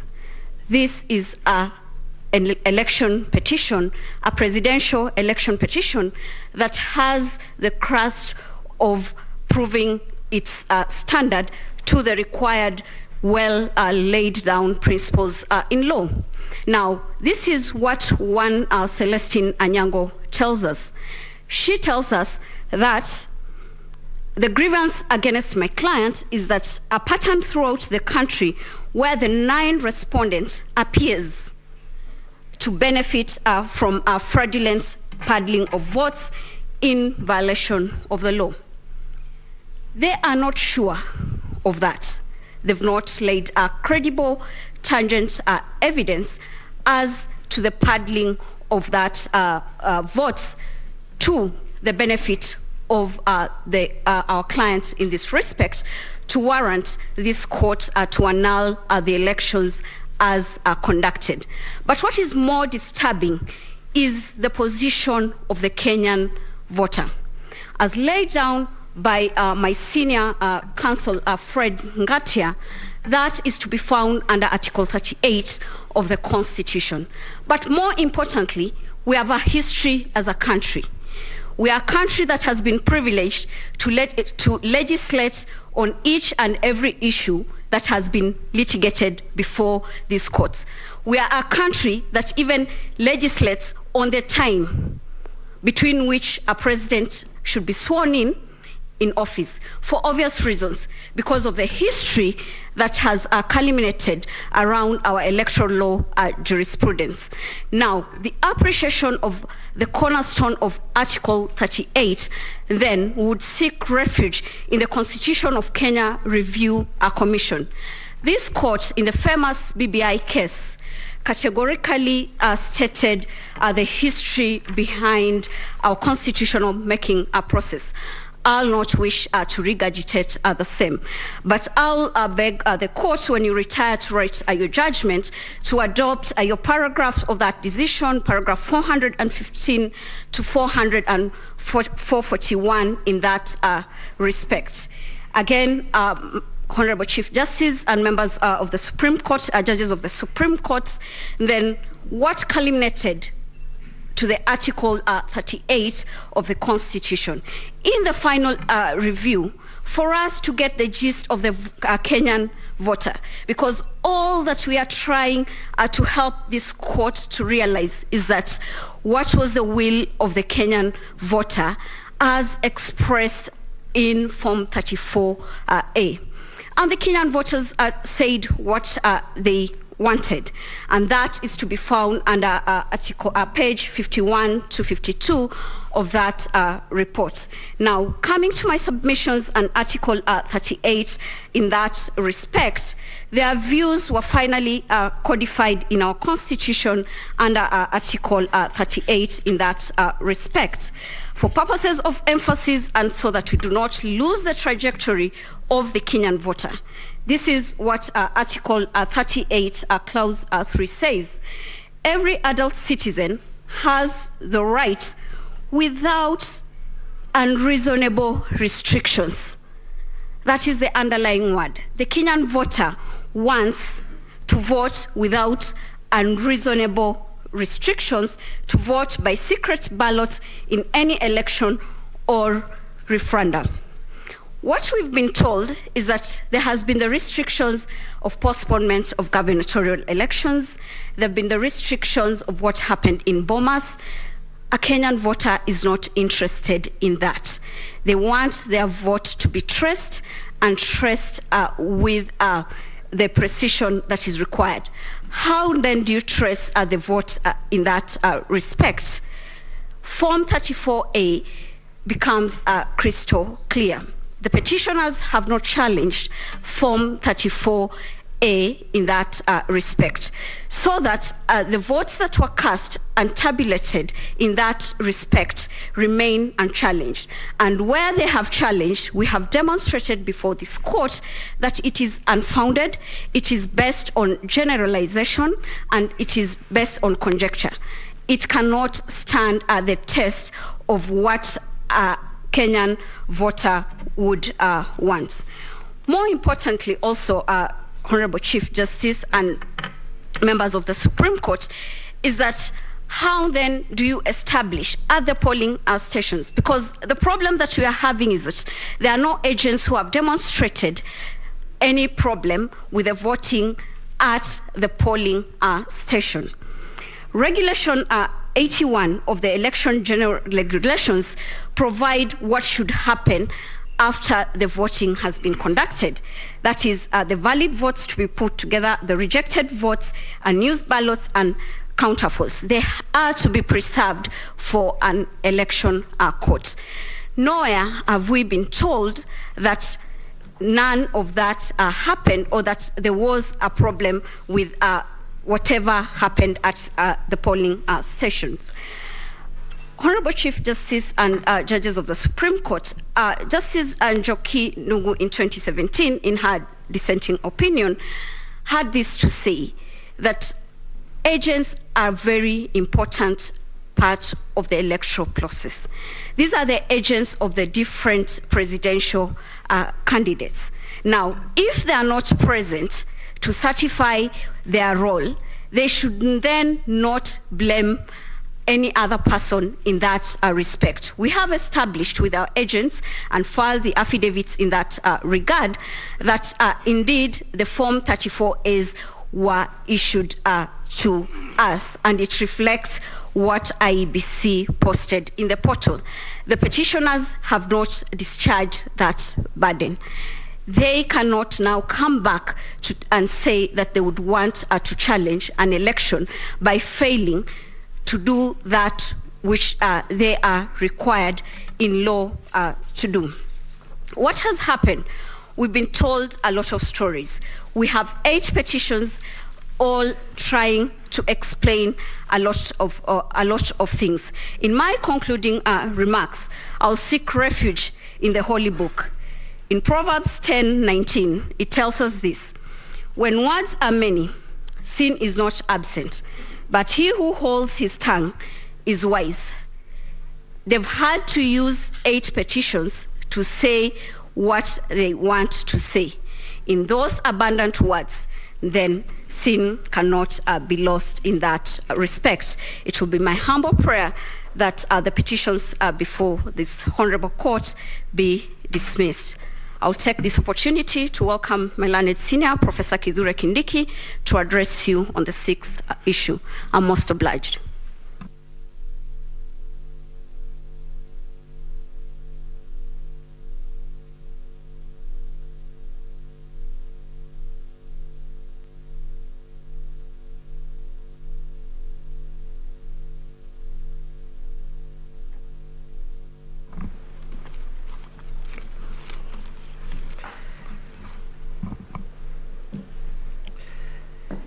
May it please you, Chief Justice, Deputy Chief Justice,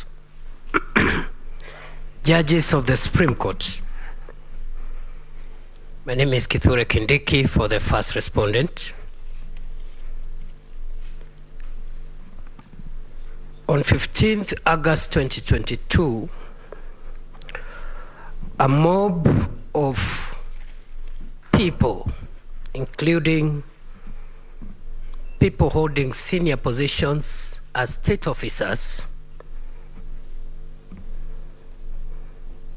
invaded the dais at the National Tallying Center of the presidential election at the Bomas of Kenya.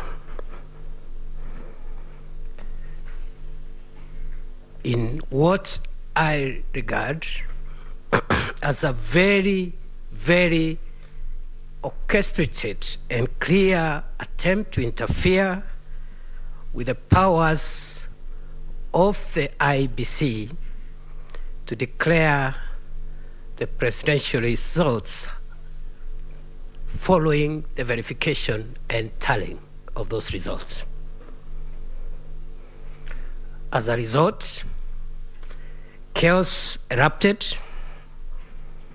Several IEBC commissioners, staff, and other people who were lawfully at the tallying center were seriously injured. To date, nobody has been asked even to write a statement on what happened on that day. Today, no investigations whatsoever have been made by the agencies of state which should be doing this. And to date, this heinous and frontal attack on our democracy remains unresolved, and the perpetrators are marauding around the country, and some of them are in this courtroom. Chief Justice,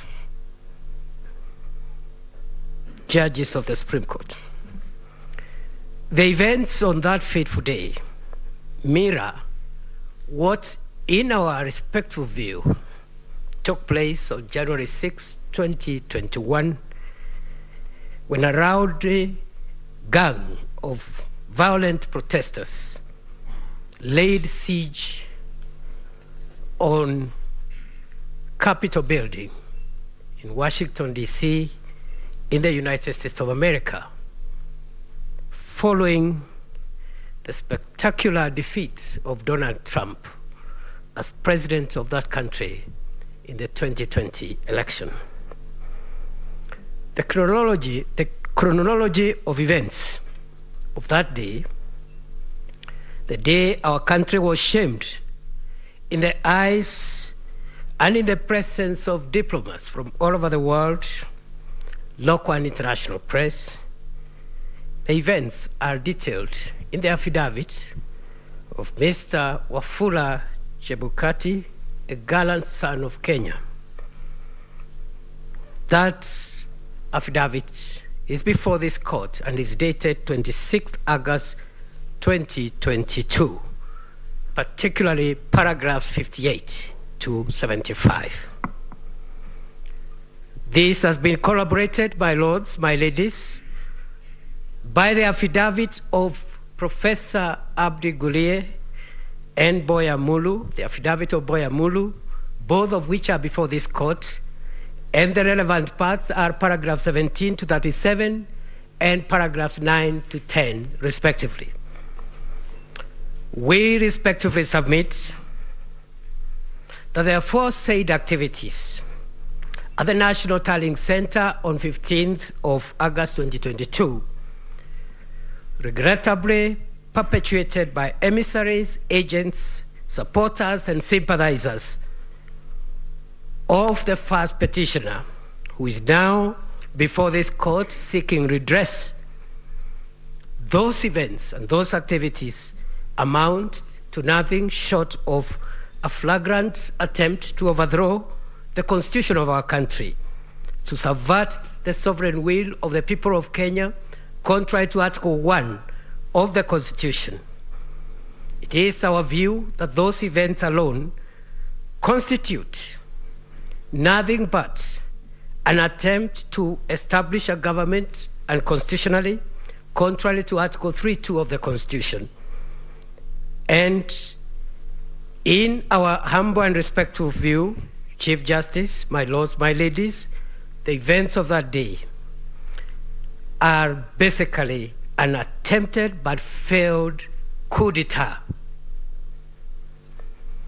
Unfortunately, the jurisdiction of this court under Article 140 does not allow it to punish these egregious acts of treason, but these events must inform the context in which the main petition and its offshoots ought to be adjudged.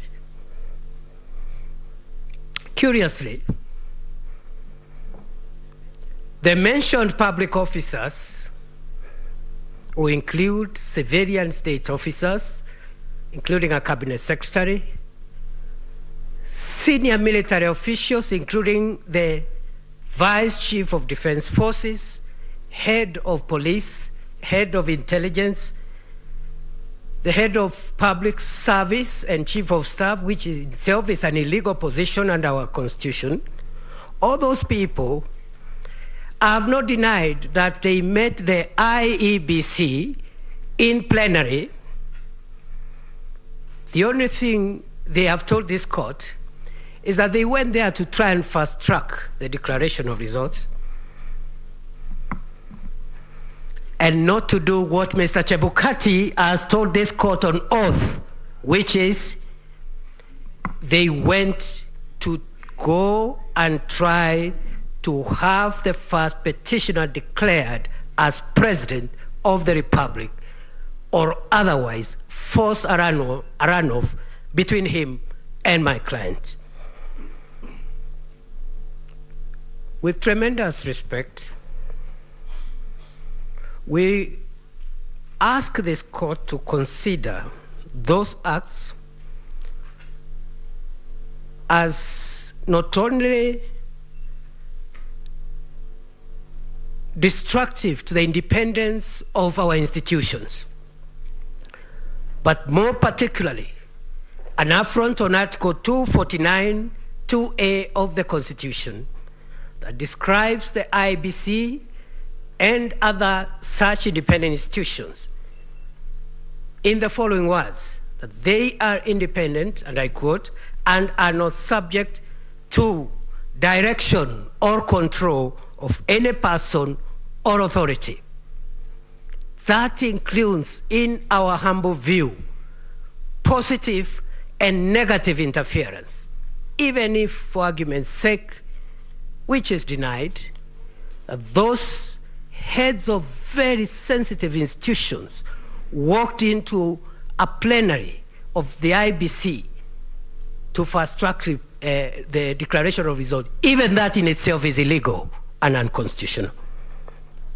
What are the principles upon which the context we have laid should be adjudicated? Chief Justice, members of the Supreme Court, it is the submission of the first respondent that there are at least three immutable principles that run across most Commonwealth jurisdictions upon which this petition and its offshoots should be adjudged. One is the principle that no election shall be questioned or declared void because of errors, informalities, irregularities, or illegalities that have little or no bearing to the process and the result. This principle, Chief Justice, judges of the Supreme Court, this principle has endured for more than 150 years and was first initiated in the United Kingdom Ballot Act of 1872, Section 13.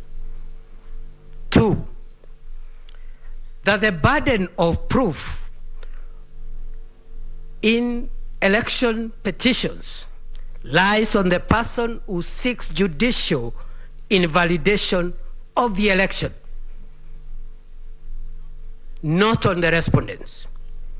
This principle has been cited in one of the authorities we have relied in and already highlighted by learned counsel's senior counsel Fred Ngatia,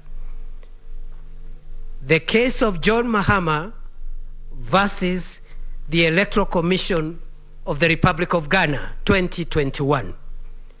Principle number 3, and this is specific to Kenya, and the minor KI decision. The polling station is the true locus for the free exercise of the voters' will.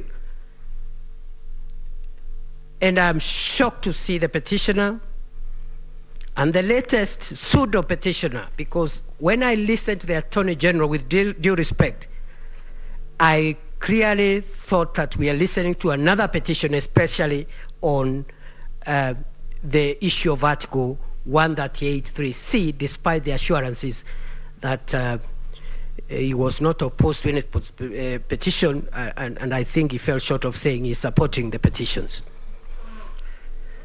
What are the specific principles in the interest of time? The first one, those are the 3 are the general principles. What are the specific principles? 1, and what I intend to demonstrate with these specific principles and the general principles is that the answer to the question on the issue number 5 is in the affirmative. That yes, the IEBC carried out verification, tallying, declaration of results in compliance with 138(3)(c) and 138(10). These are the reasons. Number 1,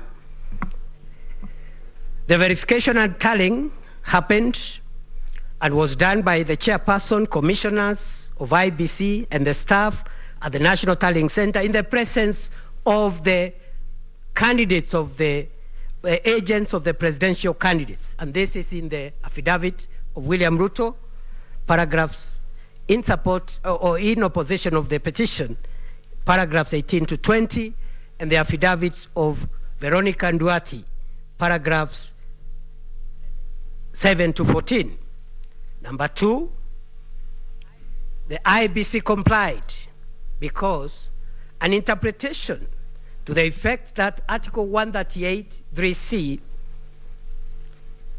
refers to the 7 commissioners, or a majority of them, is inaccurate and pedantic for this reason, that the Constitution and the Elections Act attributes to the Commission certain acts that are eventually done not by commissioners, but by both the permanent and temporary staff of the IEBC at the polling station, at the constituency returning the constituency tallying center and county tallying center, and I dare say even at the national tallying center. And that explains why, for example, the Constitution in Article 86(5) and 86(b) and 86(c) talks about the commission, but the work eventually is done by returning officers and in the first instance by the presiding officers. C, B, and C of Article 86 of the Constitution, which is not speaking about the National Assembly election or any other election, but the presidential election. The actions of returning officers, presiding officers, are deemed to have been done by the Commission, and that explains our argument. Number 3, an interpretation to the effect that Article 138(3)(c) refers to the 7 commissioners would lead to an absurdity in interpretation, because it is not humanly possible for the 7 men and women who are commissioners, however important they think they are, it is not humanly possible for them to tally results emanating from 46,229 polling stations across the country. at the moment. Number 4, verification, tallying, and declaration was done because the right to franchise, Chief Justice, judges of the Supreme Court, this right in Article 38 of the Constitution cannot be subjected to the will, to the veto, or even to the ego of 7 men and 7 women. Even if, as they claim, they think they hold the constitutional veto to try and moderate or alter or balance the will of the people as expressed at the polling station and as received in original 39As. Number 5, verification, tallying, and declaration was done, even, I dare say, Chief Justice, judges of the Supreme Court, even for the 27 constituency results that were not verbalized. They were not announced verbally, but they were declared because they were posted in the website after chaos broke out at the National Tallying Center. I want to invite the court to consider, in interpreting whether what has been pleaded before this court in terms of what the commission did after that risk on life and limb happened. I want to plead and persuade this court to invoke, by way of analogy, 3 doctrines of law. The first one is the doctrine of frustration in the law of contract, where there are contractual obligations to be performed, but the contract is frustrated. Number 2, the doctrine of necessity in international law. And thirdly and finally, the doctrine of supervening impossibility, where there are legal obligations, but the party on whose those obligations accrue cannot perform them as a result of supervening impossibility.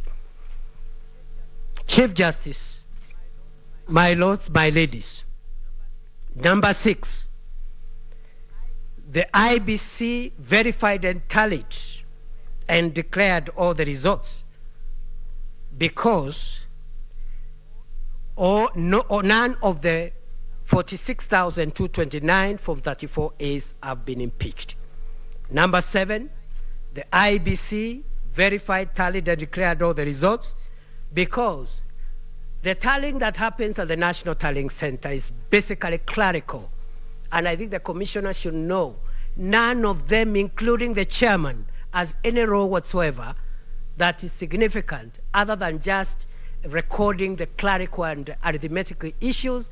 And this is so, and this explains why, even when there are discrepancies between what was transmitted through electronic means and what comes as a physical form, the best that the chairperson, as the returning officer, can do is to note the errors in the error form, and only this court can actually interrogate and decide on the fate of those discrepancies.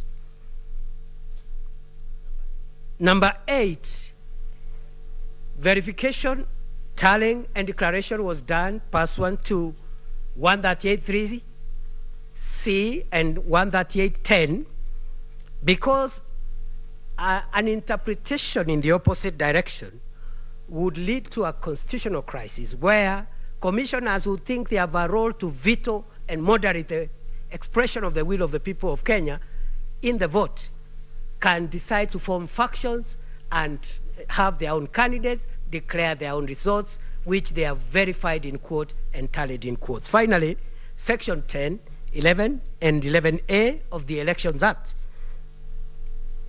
envisage the commission to include the secretariats and staff, and therefore verification was done according to the affidavit of William Ruto, the affidavit of Veronica Duarte. The tallying was done in the presence of agents at the National Tallying Center. With tremendous respect, I would like to conclude by submitting that this court should find that a petitioner whose agents and supporters are engaged in a kind of behavior that is now of public notoriety, and I invite the court, over and above what is pleaded, to take judicial notice of of the events of that day. A petitioner whose supporters, sympathizers, and agents engages in those kind of things should not be anywhere near the hallowed ground of a Supreme Court of the Republic of Kenya, trying to seek relief, among them a relief under Section 80A, that they be declared winners of an election that they didn't win. We submit that the mob that swelled our image, the image of our nation, including the conductors of the orchestra, are now before this court shouting loudest that we must release Barabbas. This court should stop Barabbas and his mob from benefiting from their own malfeasance. We pray that all the petitions, including the submissions by the Attorney General, particularly on this issue of Article 138, those petitions be struck out with costs. I respectfully and humbly submit. And now, with the permission of the Chief Justice and the court, I yield the microphone to Senior Counsel Kirago Kimani to address the court and submit on issue number 7 and number 8. I thank you.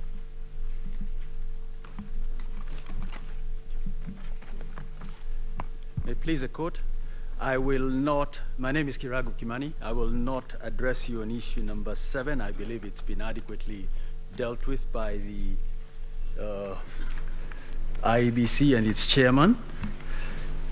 I will address you on only issue number 8, and I will try and avoid rehashing what the IEBC and its chairman addressed you, in my humble view, very effectively. This is simply looking at the test that has to be met by the petitioners in order to determine whether the election should be nullified. And you've settled this as far back as 2013 in Raila petition number 1, or it was petition number 5 actually, but it was the first election petition under the new constitutional dispensation, and repeated this in 2017. The long and short of it is that the question you must ask is whether it has been demonstrated that the election was conducted so badly that it was not substantially in accordance with the law relating to elections, in this case the Elections Act and Articles 81 and 86. The burden is squarely on the petitioners to demonstrate indeed this is the case. The word used by Section 83 is magnitude, of such magnitude, really. It is not enough to demonstrate there were irregularities. It is not enough to show that there was a breach of the law. But it has to go beyond that to show that it affected the outcome. Has that been done? I'm not going to take you through the multiple allegations of irregularities and breaches of the law. But I've tried to look at these petitions, the 7 surviving ones, and I think there are approximately 46 allegations of breaches of the law and irregularities. This is a classic case of throwing everything other than the kitchen sink at your opponent. There are a lot of overlaps, but by and large, everything that could be said has been said. And I'll come back to this. The kitchen sink did show up a little later. But I don't want to walk you through all of these allegations. Let's just look at a few of these.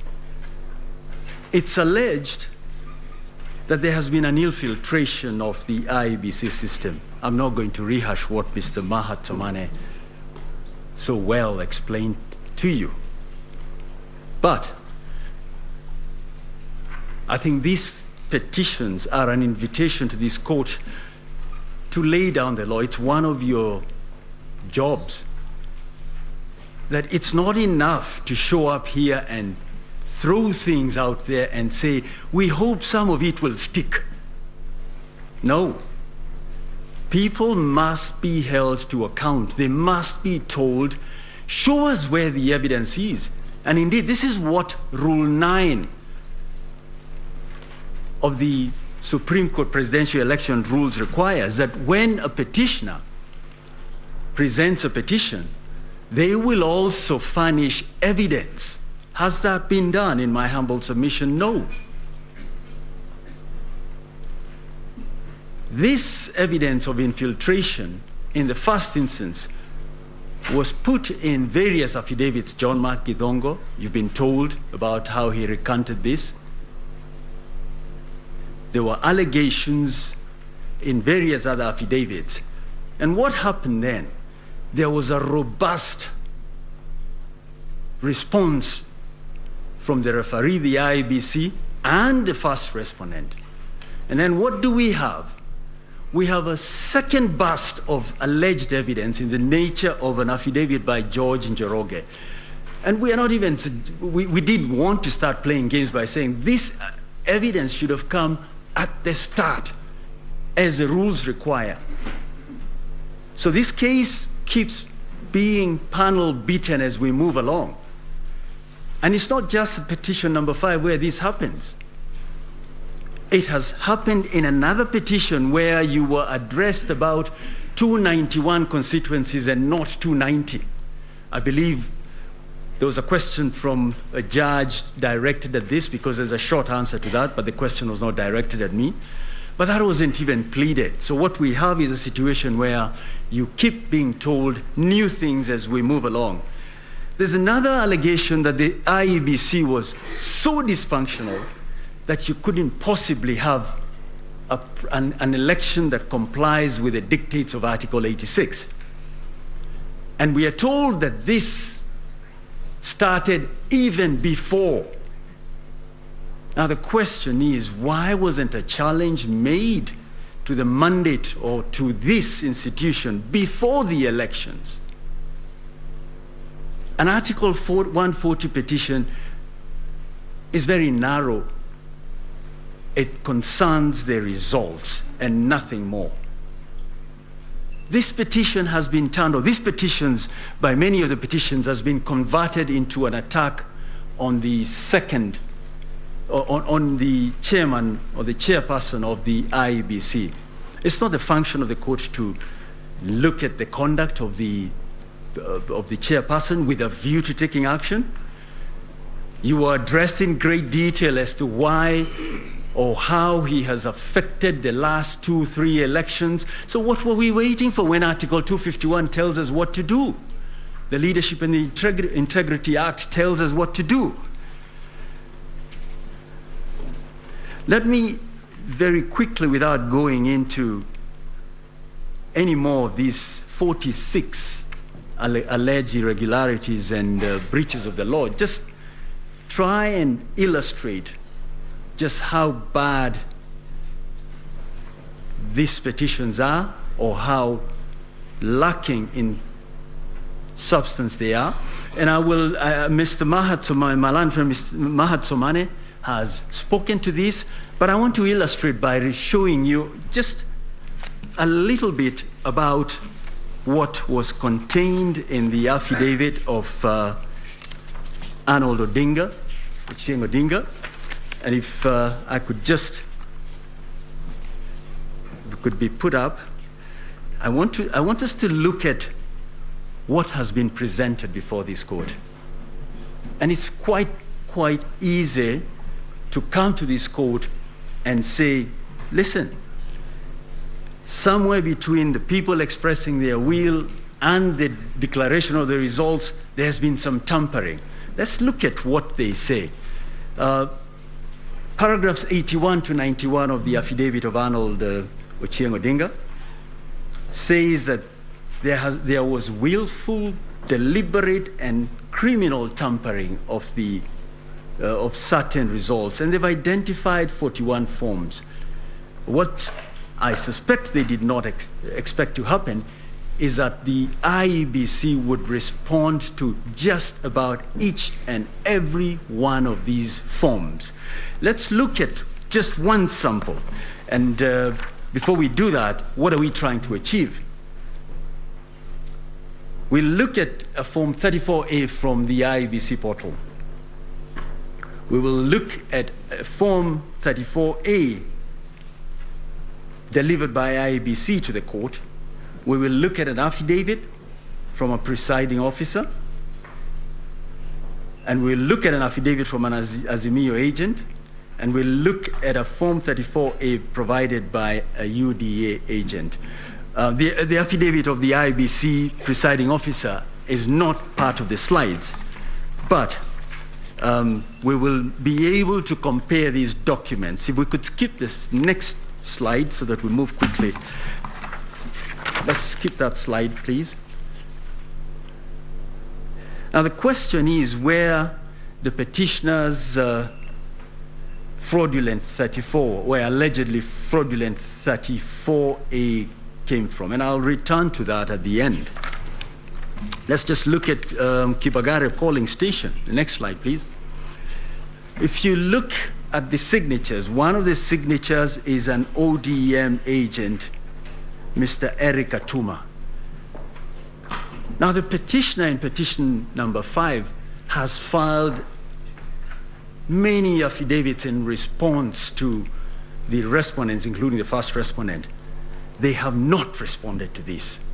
They have not challenged this, but they put it out there as an illustration of what games were played either by the referee or in concert with the first respondent. So the first thing you note is the signatures of the two agents. The next thing I'd invite you to look at is what the votes were according to the IEBC portal. And Malanfem Mahat Somane invited you. The portal is up and running. Check this. What was the total of votes cast, or what was for the two candidates in Kibagare polling station, stream 2 of 7? Raila Amolo Odinga, 244. Mr. William Samoei Ruto, 114. Let's go to the next slide. If you look at the affidavit of the presiding officer, he's produced a similar Form 34A. It says it gives the same outcome. The next slide.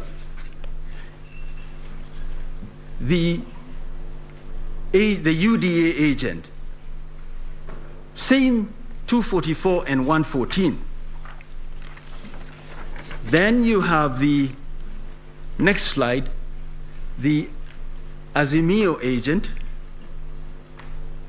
again, 224, 114. The next slide is the affidavit of their own agent. He says, what is in Mr. Odinga's affidavit is not what I submitted to the party. They decide, we're not going to respond to that. But we expect the court somehow to determine that there were fraudulent Form 34As. Is this right? Let's go to the next slide. What is in Mr. Odinga's affidavit? Look at the last column. It says, for Raila Amolo Odinga, 244 votes. For Mr. William Samoei Ruto, 38. What happened to the other votes? Something is fundamentally wrong. And this is just one document. We have filed other affidavits which illustrate what happened here. Let's look at the next slide. the law requires the IEBC to deliver certain forms. I'd invite the court to look at the form for this particular location, this particular polling station, and see whether what has been set out in Mr. Odinga's affidavit is correct. Let's go to the last slide. What then are we telling you? The numbers between the IEBC portal, the IEBC presiding officer, the UDA agent, the Azimio agent, and the Form 34A from Bomas are all aligned. Question we must ask is, where did the form that is presented by Mr. Odinga come from? Arnold Odinga, so that we do not mix up names. I think this must be what the late Issa Juma of Super Wanyika had in mind when he penned the words, sisi twajua anafanya biashara, lakini biashara anajua mwenyewe.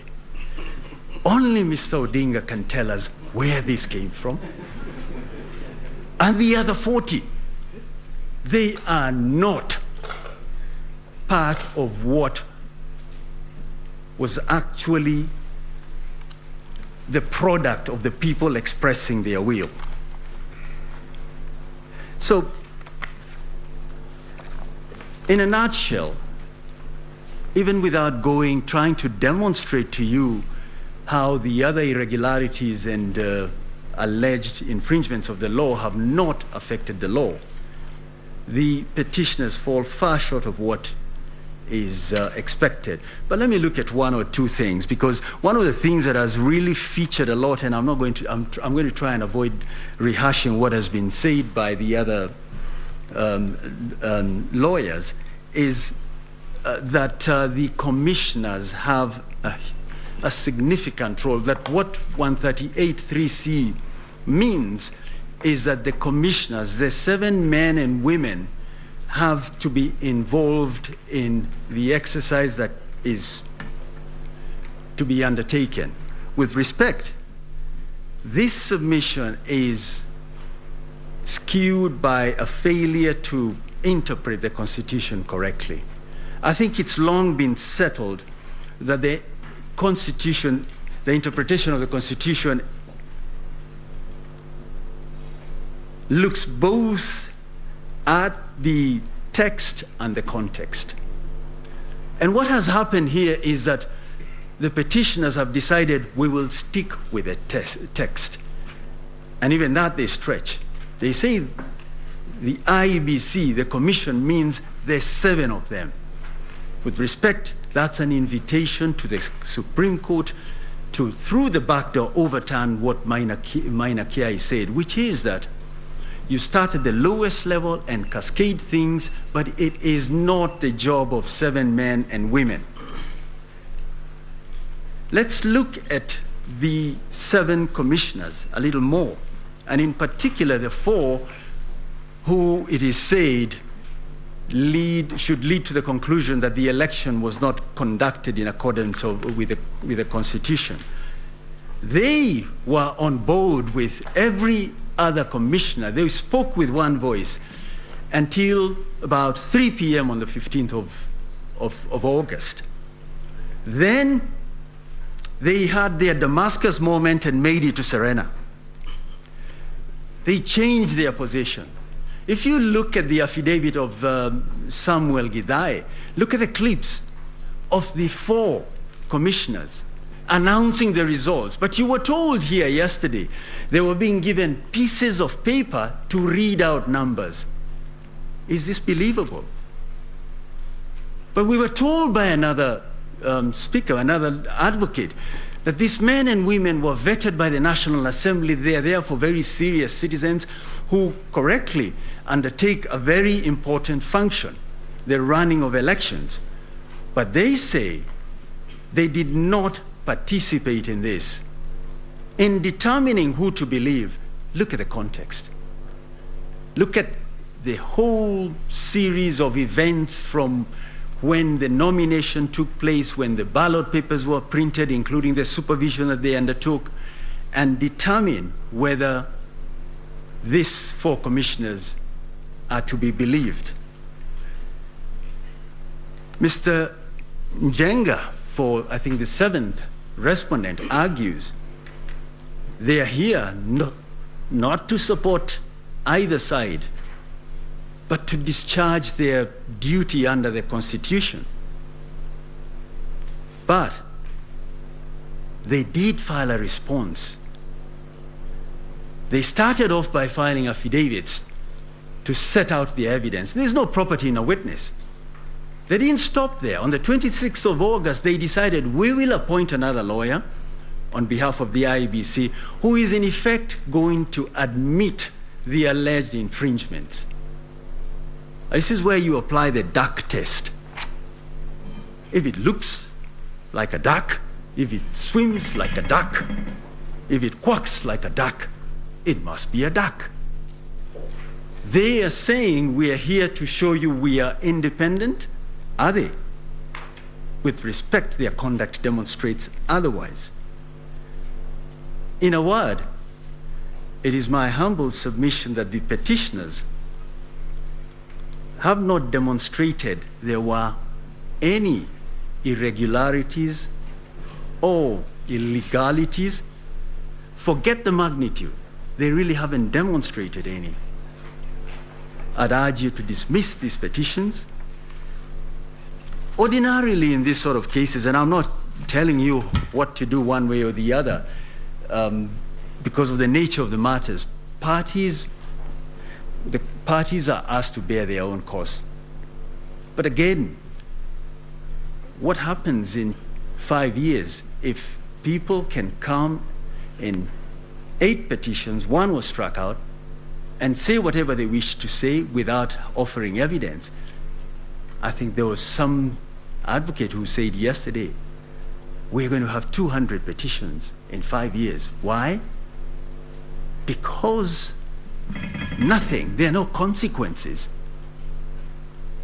We can all come here and be on television, there are no consequences. So what are we asking of you? We are asking you to give us back our country. Determine that there were no infringements, that we had a proper election. We have been in election mode for so long. The only thing that creates wealth is actually working. And this is not work. With respect, the tens of thousands, men and women who preside over elections are teachers and farmers and artisans and you name it. We're being asked to make them come back to work in a few months, or in 60 days to be precise. There is no justification for that. The order that should commend itself to you is to dismiss these petitions because they fall far short of what is required. Those are my submissions.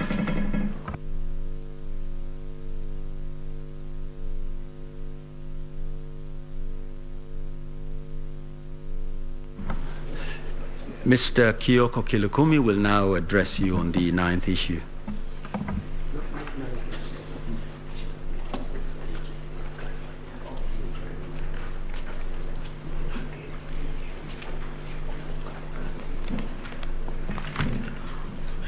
Your Ladyship, the Chief Justice, Deputy Chief Justice, Justices of the Supreme Court, my name is Kioko Kilukumi, and I appear for the first respondent. Our team leader has asked me to deal with the issue raised by Mr. George Oraro, Senior Counsel, in regard to the affidavits filed by Joseph Kinyua and Kennedy Keara.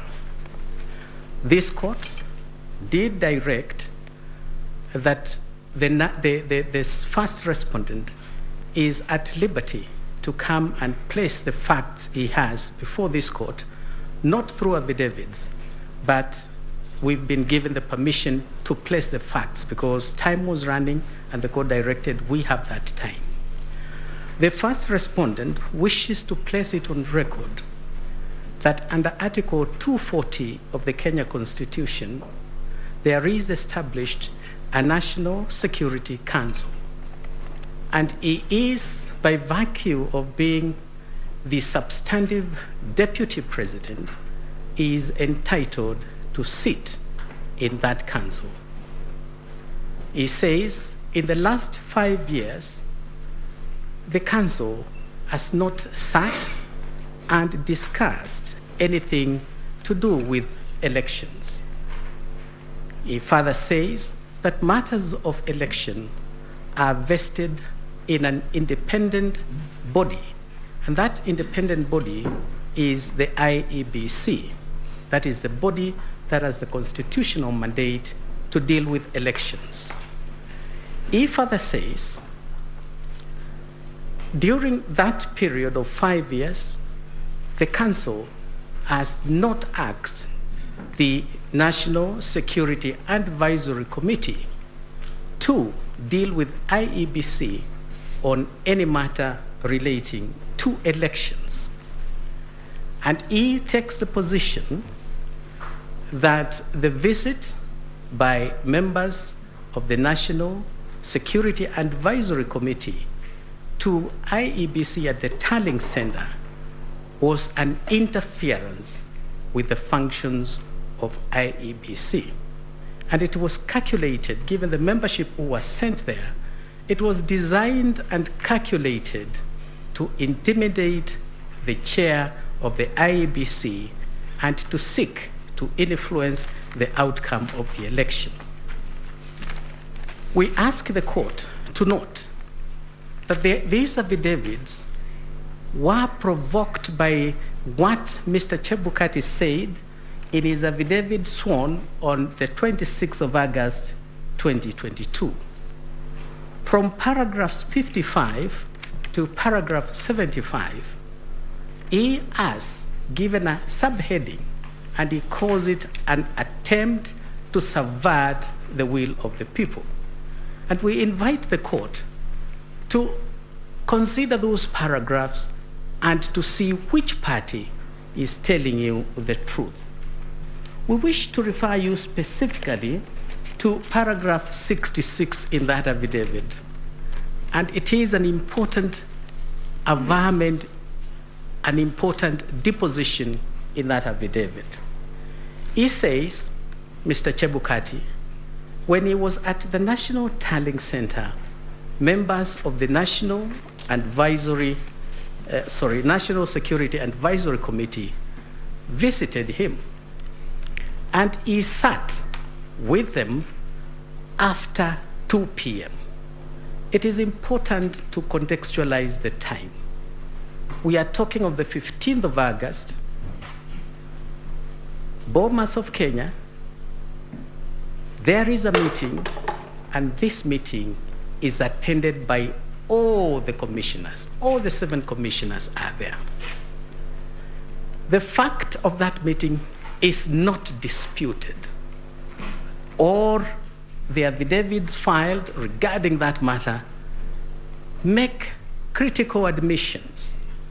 The first admission is that indeed Joseph Kinyua telephoned Chebukati and told him, I'm sending my members to you. That's an admission. The second admission is that all the commissioners, and these are the affidavits from Mr. Joseph Kinyua and Mr. Kenneth Kiara, all the commissioners were present. It is past 2 p.m. It doesn't say how long this meeting took. The country had been put on notice.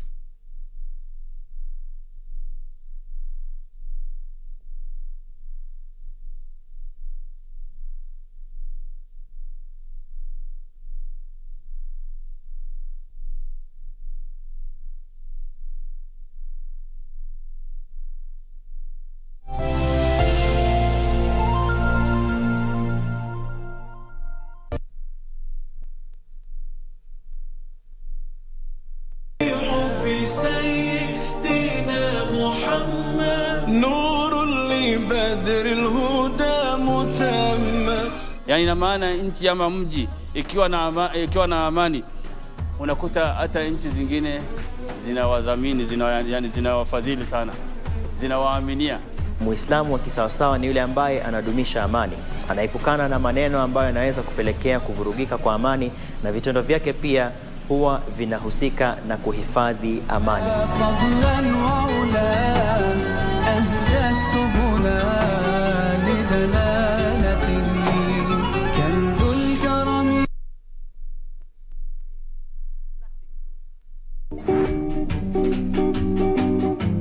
Ukiniangalia mimi ni mtu akununua second hand. You look second hand yourself right now. Mimi nakaondieka. Niangalie hivi, nakaondieka. Not with those. Maybe with the tummy. No. But Tosha.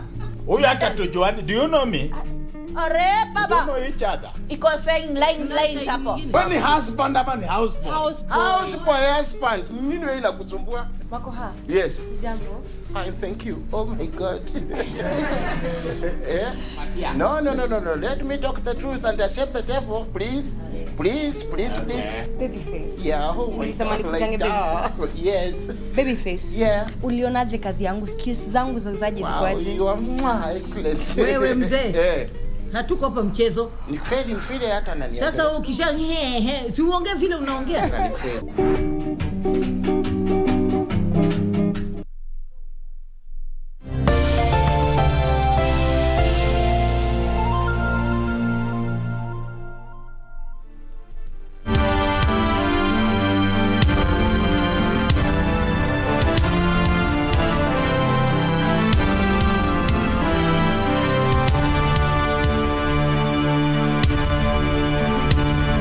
To discuss matters of security when in less than 1 hour, 2 hours, the electoral commissioners are being assaulted, and this is being broadcast live.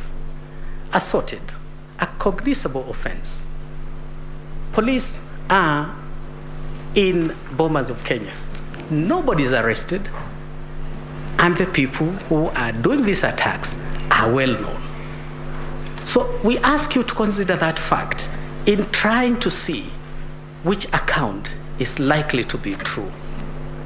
The commissioners at Serena Hotel opened by saying, we've conducted a very good election.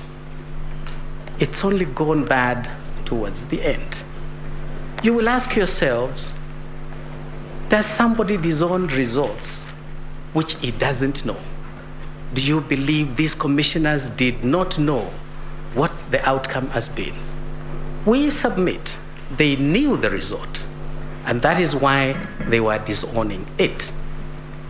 We also ask the court to consider these 4 commissioners, apart from the press they did on 15th of September, they again did it on 16th, the following day, 16th of August. Was it a coincidence that again our TV screens were split into 2? You see the 4 commissioners, and you see the first petitioner, and they are speaking the language they are talking.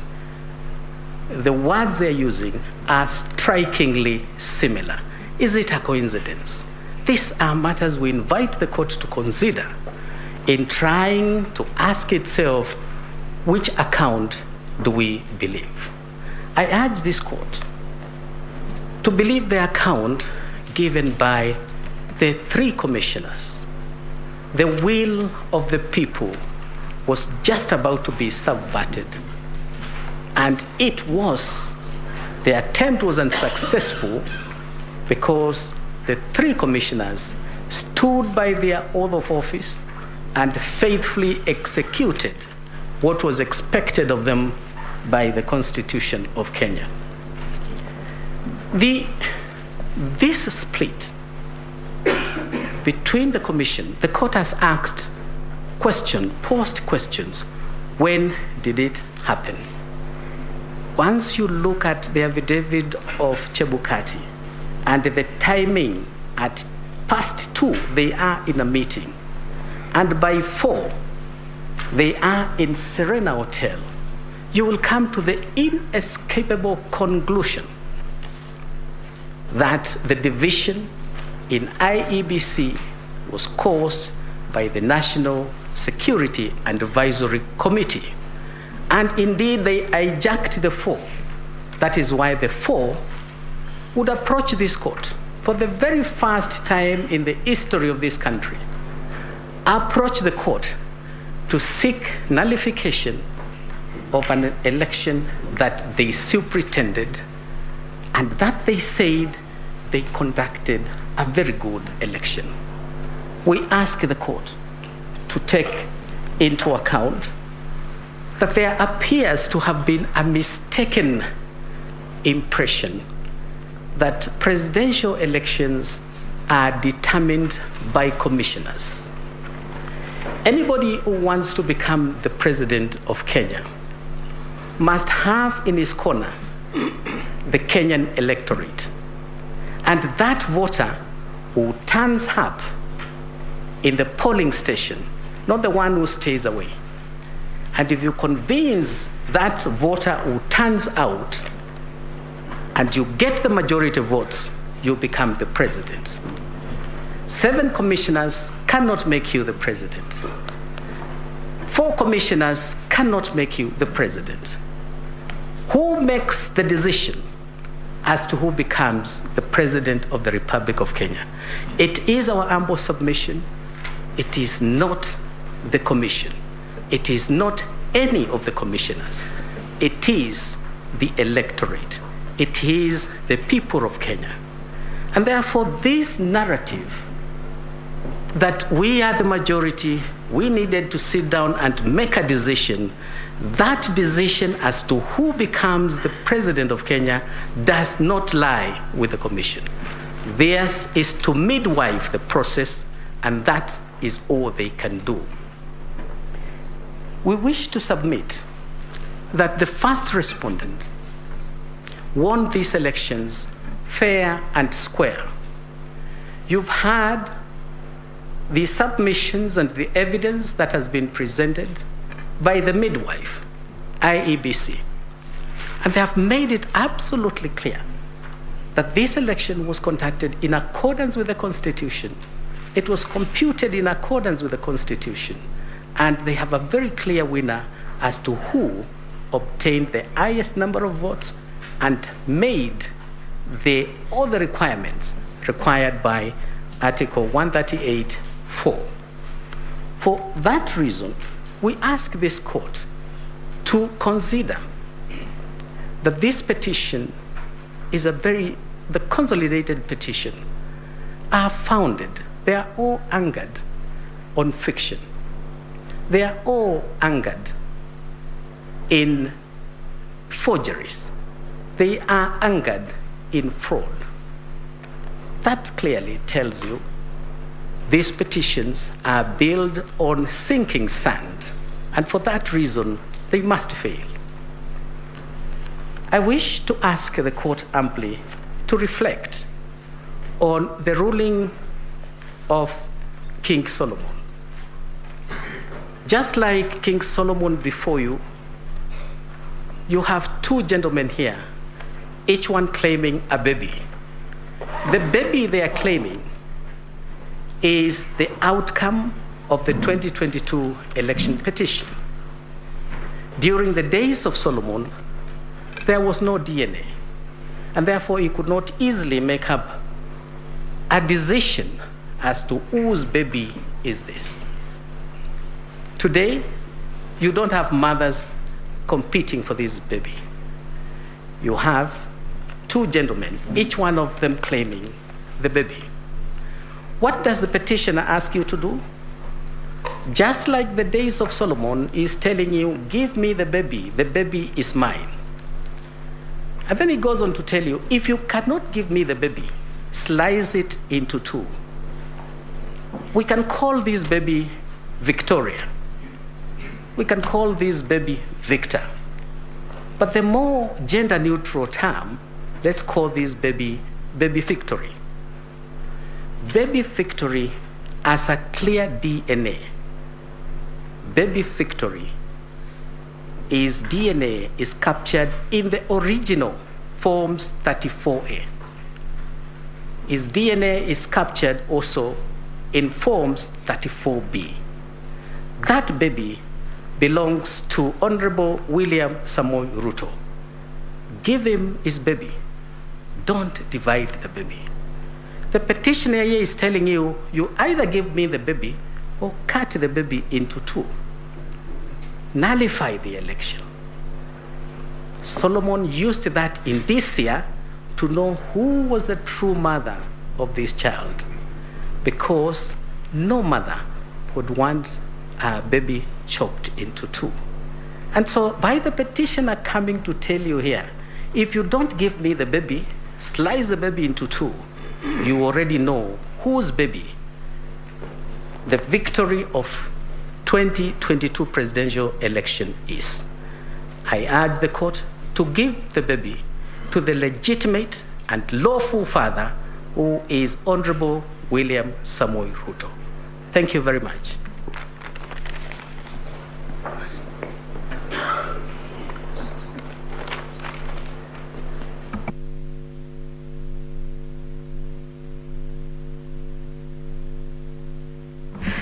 I'm sorry, Your Ladyship, the Chief Justice, Justices of the Supreme Court, I wanted to yield the floor to my senior friend, Gatia, Senior Counsel. Thank you.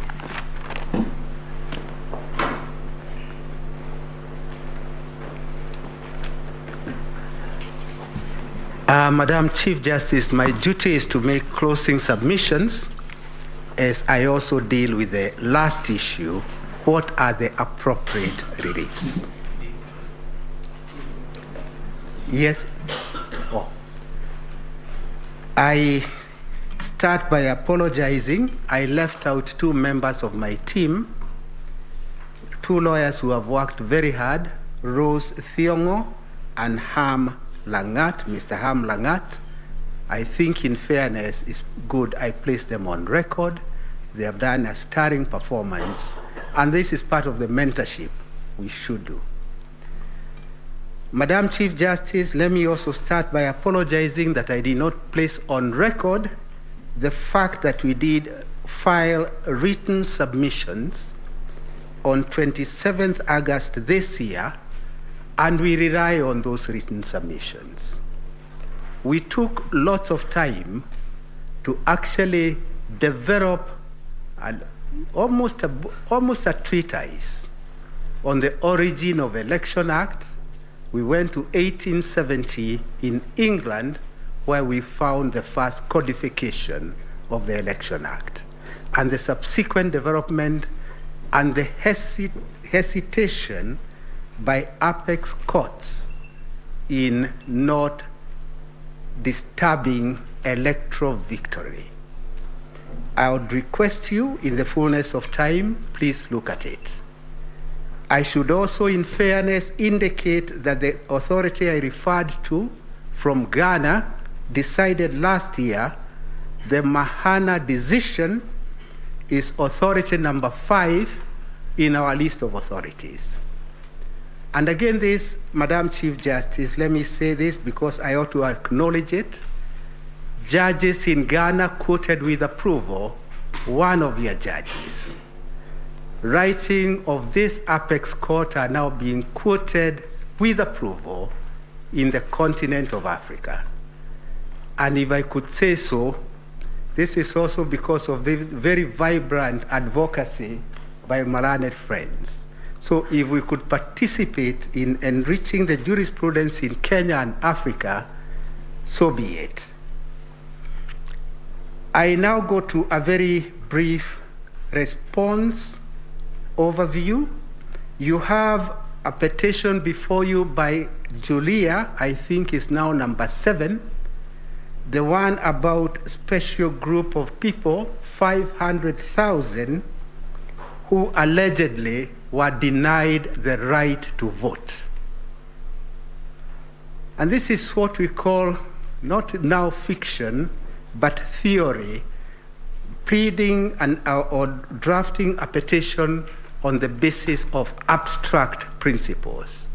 The so-called 500 people, not a single one of them have filed an affidavit to say because they were working for IEBC or were working in any hospital, they were deprived an opportunity to vote. In other words, this court must also try to establish some rules of engagement. Are we going to be holding this country at ransom as we process these petitions, which are, to say in very modest terms, very frivolous? One comes and says 500 people are denied an opportunity to vote, and then he gets away with it. Juria is a very good example of what states in America have now resolved to do. They do punish a pleader who files a pleading with the full knowledge that what is being pleaded is incorrect. I go to another area of so-called suppression of votes. This is another constant denominator, that the suppression of vote, because one level of votes was not held. And the question is, where is the empirical evidence? Empirical evidence that because there is no voting for a senator, then the turnout for votes for the presidency are suppressed, and suppressed in relation to only one candidate, not both candidates.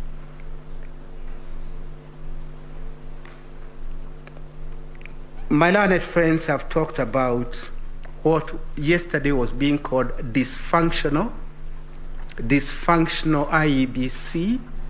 It is not dysfunctional IEBC. It was a functional IEBC until 3 p.m. on 15th. On 15th August, towards 3 p.m., some commissioners were hijacked with their free will, and they opted to walk out from their brothers and sisters. There is a point that concerns me as a regular practitioner of cycles, and this is this. For how long are we going to allow our political class to advance self-interest, and to hold this country in perpetuity of uncertainty? That is something I think, Madam CJ, you now have an opportunity under Section 3 of your Act. The first fundamental in Section 3 is your true north, is supremacy of the Constitution. Your true north being the supremacy of the Constitution, and then other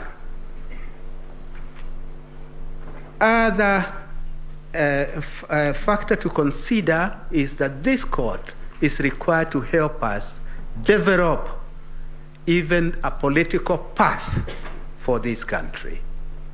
Those two becomes very important aids in how we deal with the political class.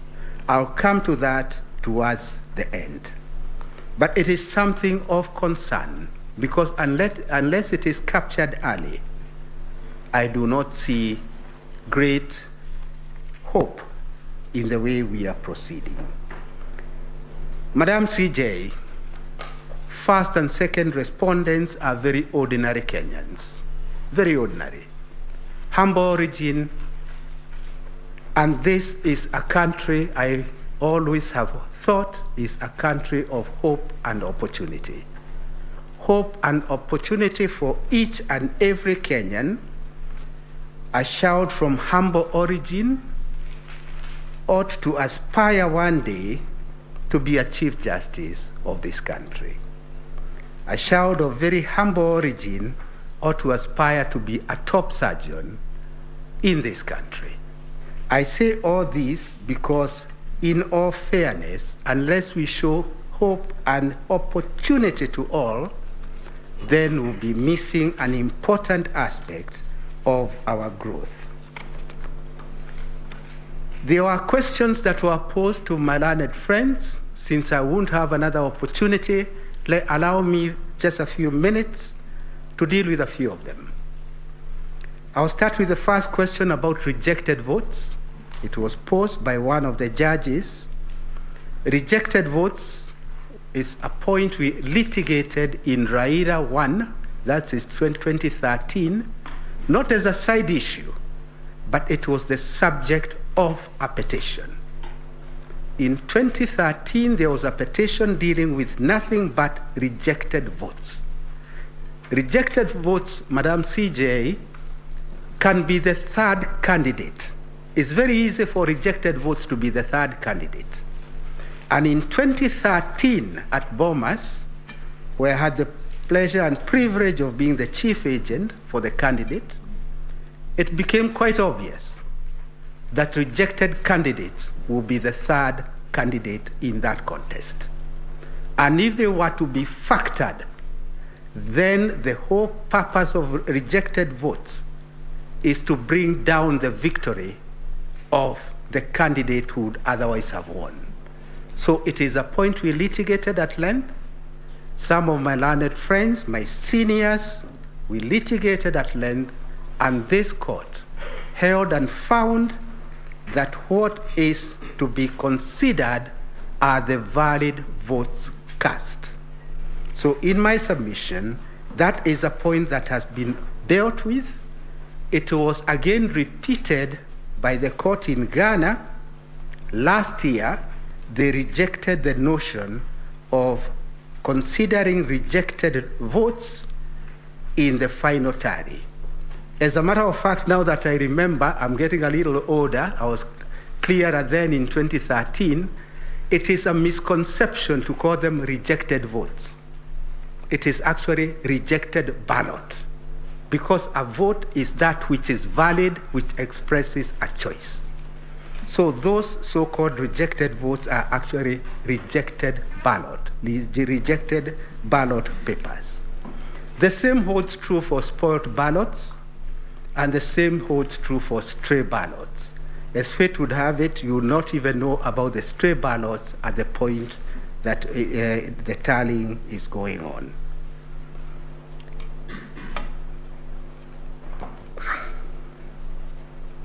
I associate myself with the submissions made by my learned friends, IEBC. They are the ones who conducted the election. It is not within our place to supplement their submissions. We wish to associate ourselves with the submissions, particularly as regards how the election was conducted. I come to what is the elephant in the room, to quote Omtata, who I have never quoted before.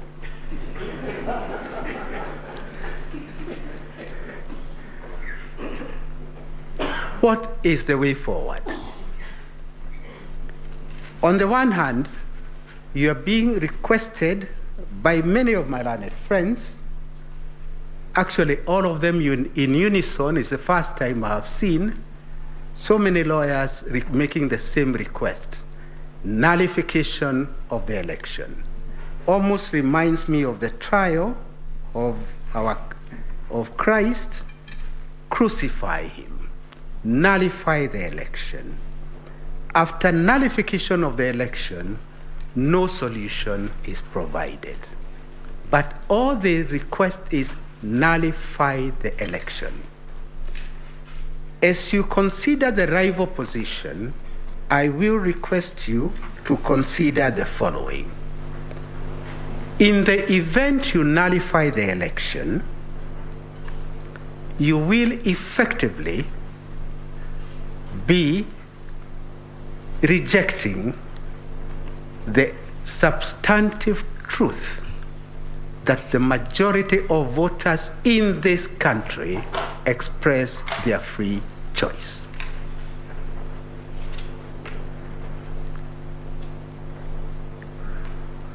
While considering that plea of nullify the election, we shall be acceding to a very dangerous trend in this country that presidential elections are to be held, and if I'm aggrieved, not because of any error, but I want to hold the country at ransom, I will walk to the Supreme Court and the election will be nullified. While considering that request, please also consider the far-reaching consequences that we all participated, we all experienced in 2017. That is on the one hand. On the other hand, the first and second respondent come to you with a request. The request is, voters did exercise their right. Hold them to that covenant. The covenant is they made a choice. Do allow the country to now move forward. We cannot and cannot afford election mode in perpetuity. I think I have said enough to demonstrate where my mind is. It is time for finality and stability. Finality and stability. In doing so, Madam Chief Justice, you'll be sending yet another signal to the political class. And here I am not finger-pointing anybody. As I said in 2013, what I say for this client is what I'll say for the next client who is in that class. The country does not belong to them. This country belongs to all of us. And since the country belongs to all of us, no person should consider that there is an entitlement. Considering that there is an entitlement is to engage in an illusion. That illusion ought to be replaced by reality. Reality is that it is voters who make their choice. And once voters have made their choice, let us inculcate a culture that my brothers and sisters on this side are now used to. We walk to our court, we may think the law is on our side, we may think we are entitled to victory, but we accept the verdict of the court because much as we may think we are eloquent litigators, the final word is always with the court. With those comments, may I very humbly and respectfully request this court to let this cycle come to an end so that we can get back to our business, the business of developing our country. With those remarks, I would wish to close and to donate the 30 minutes to the court because we are patriotic enough to know that it's not really in the interest of this country to engage this never-ending circle of litigation. Thank you very much. Unless you have any questions for us, that's the end of our case. Thank you very much. We appreciate the donation and the appreciation that this time that we have is very, very tight, because for us, the work actually begins when we finish all this. The bench will have questions to those submissions that have been made today, but I think there are a few who might also want to add some questions to the petitioners, especially the commissioners who are supporting the petition. I think what we want to do now is take a short health break. Resume at 5:20, and this is going to be the order of business. We will ask questions to the petitioners and the commissioners who are supporting the petition. They will still respond tomorrow when they are doing their responses. But for the respondents, the firsts and the other respondents, we will request them to answer today the questions. We will also share the report on the scrutiny and the orders that were issued by this court on the discovery issues, the application by the petitioners. I think it was the first petitioner, Kerif Karifa, and the youth advocacy. They had applications for scrutiny. That report is being finalized. It will be shared. And tomorrow we will give you an opportunity to respond to the report. So we will adjourn for just 20 minutes.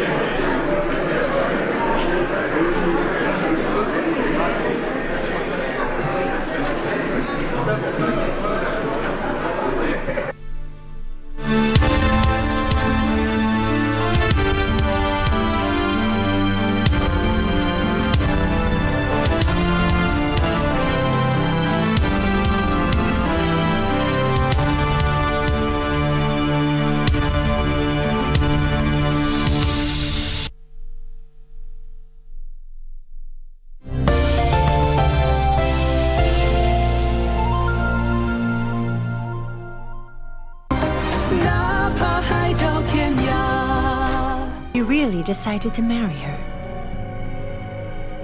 Earlier you said your maids were all irresponsible, so you replaced them all in one swoop. Then you sent your own soldiers to guard Crescent Hall. Lily!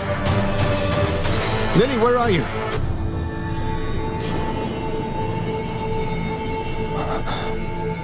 I can't remain here.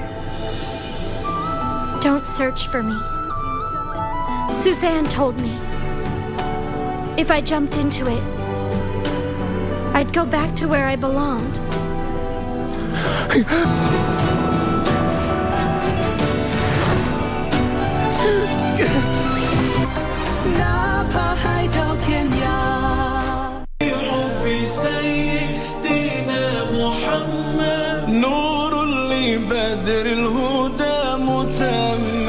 Yani ina maana nchi ama mji ikiwa na amani, unakuta hata nchi zingine zinawadhamini, zinawafadhili sana, zinawaaminia. Muislamu wa kisawasawa ni yule ambaye anadumisha amani, anaepukana na maneno ambayo yanaweza kupelekea kuvurugika kwa amani, na vitendo vyake pia huwa vinahusika na kuhifadhi amani.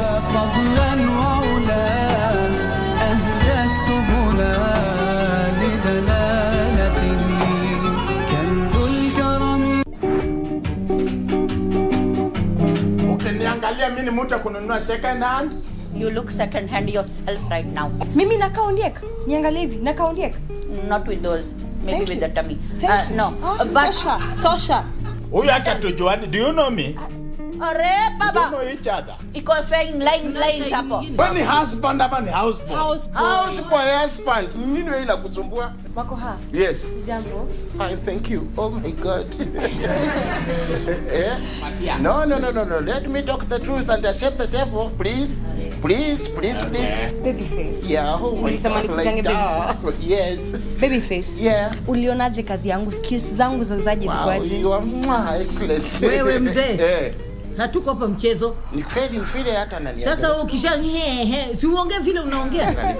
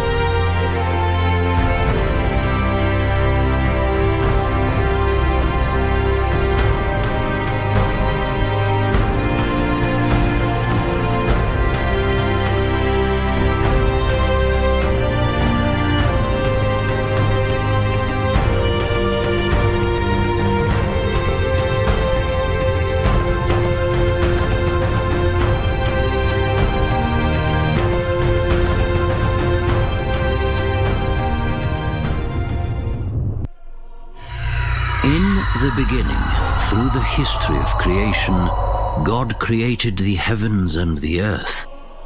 The earth was without form and void, and there was total darkness. The Spirit of God was hovering over the face of the waters. Then God said, "Let there be light." And there was light.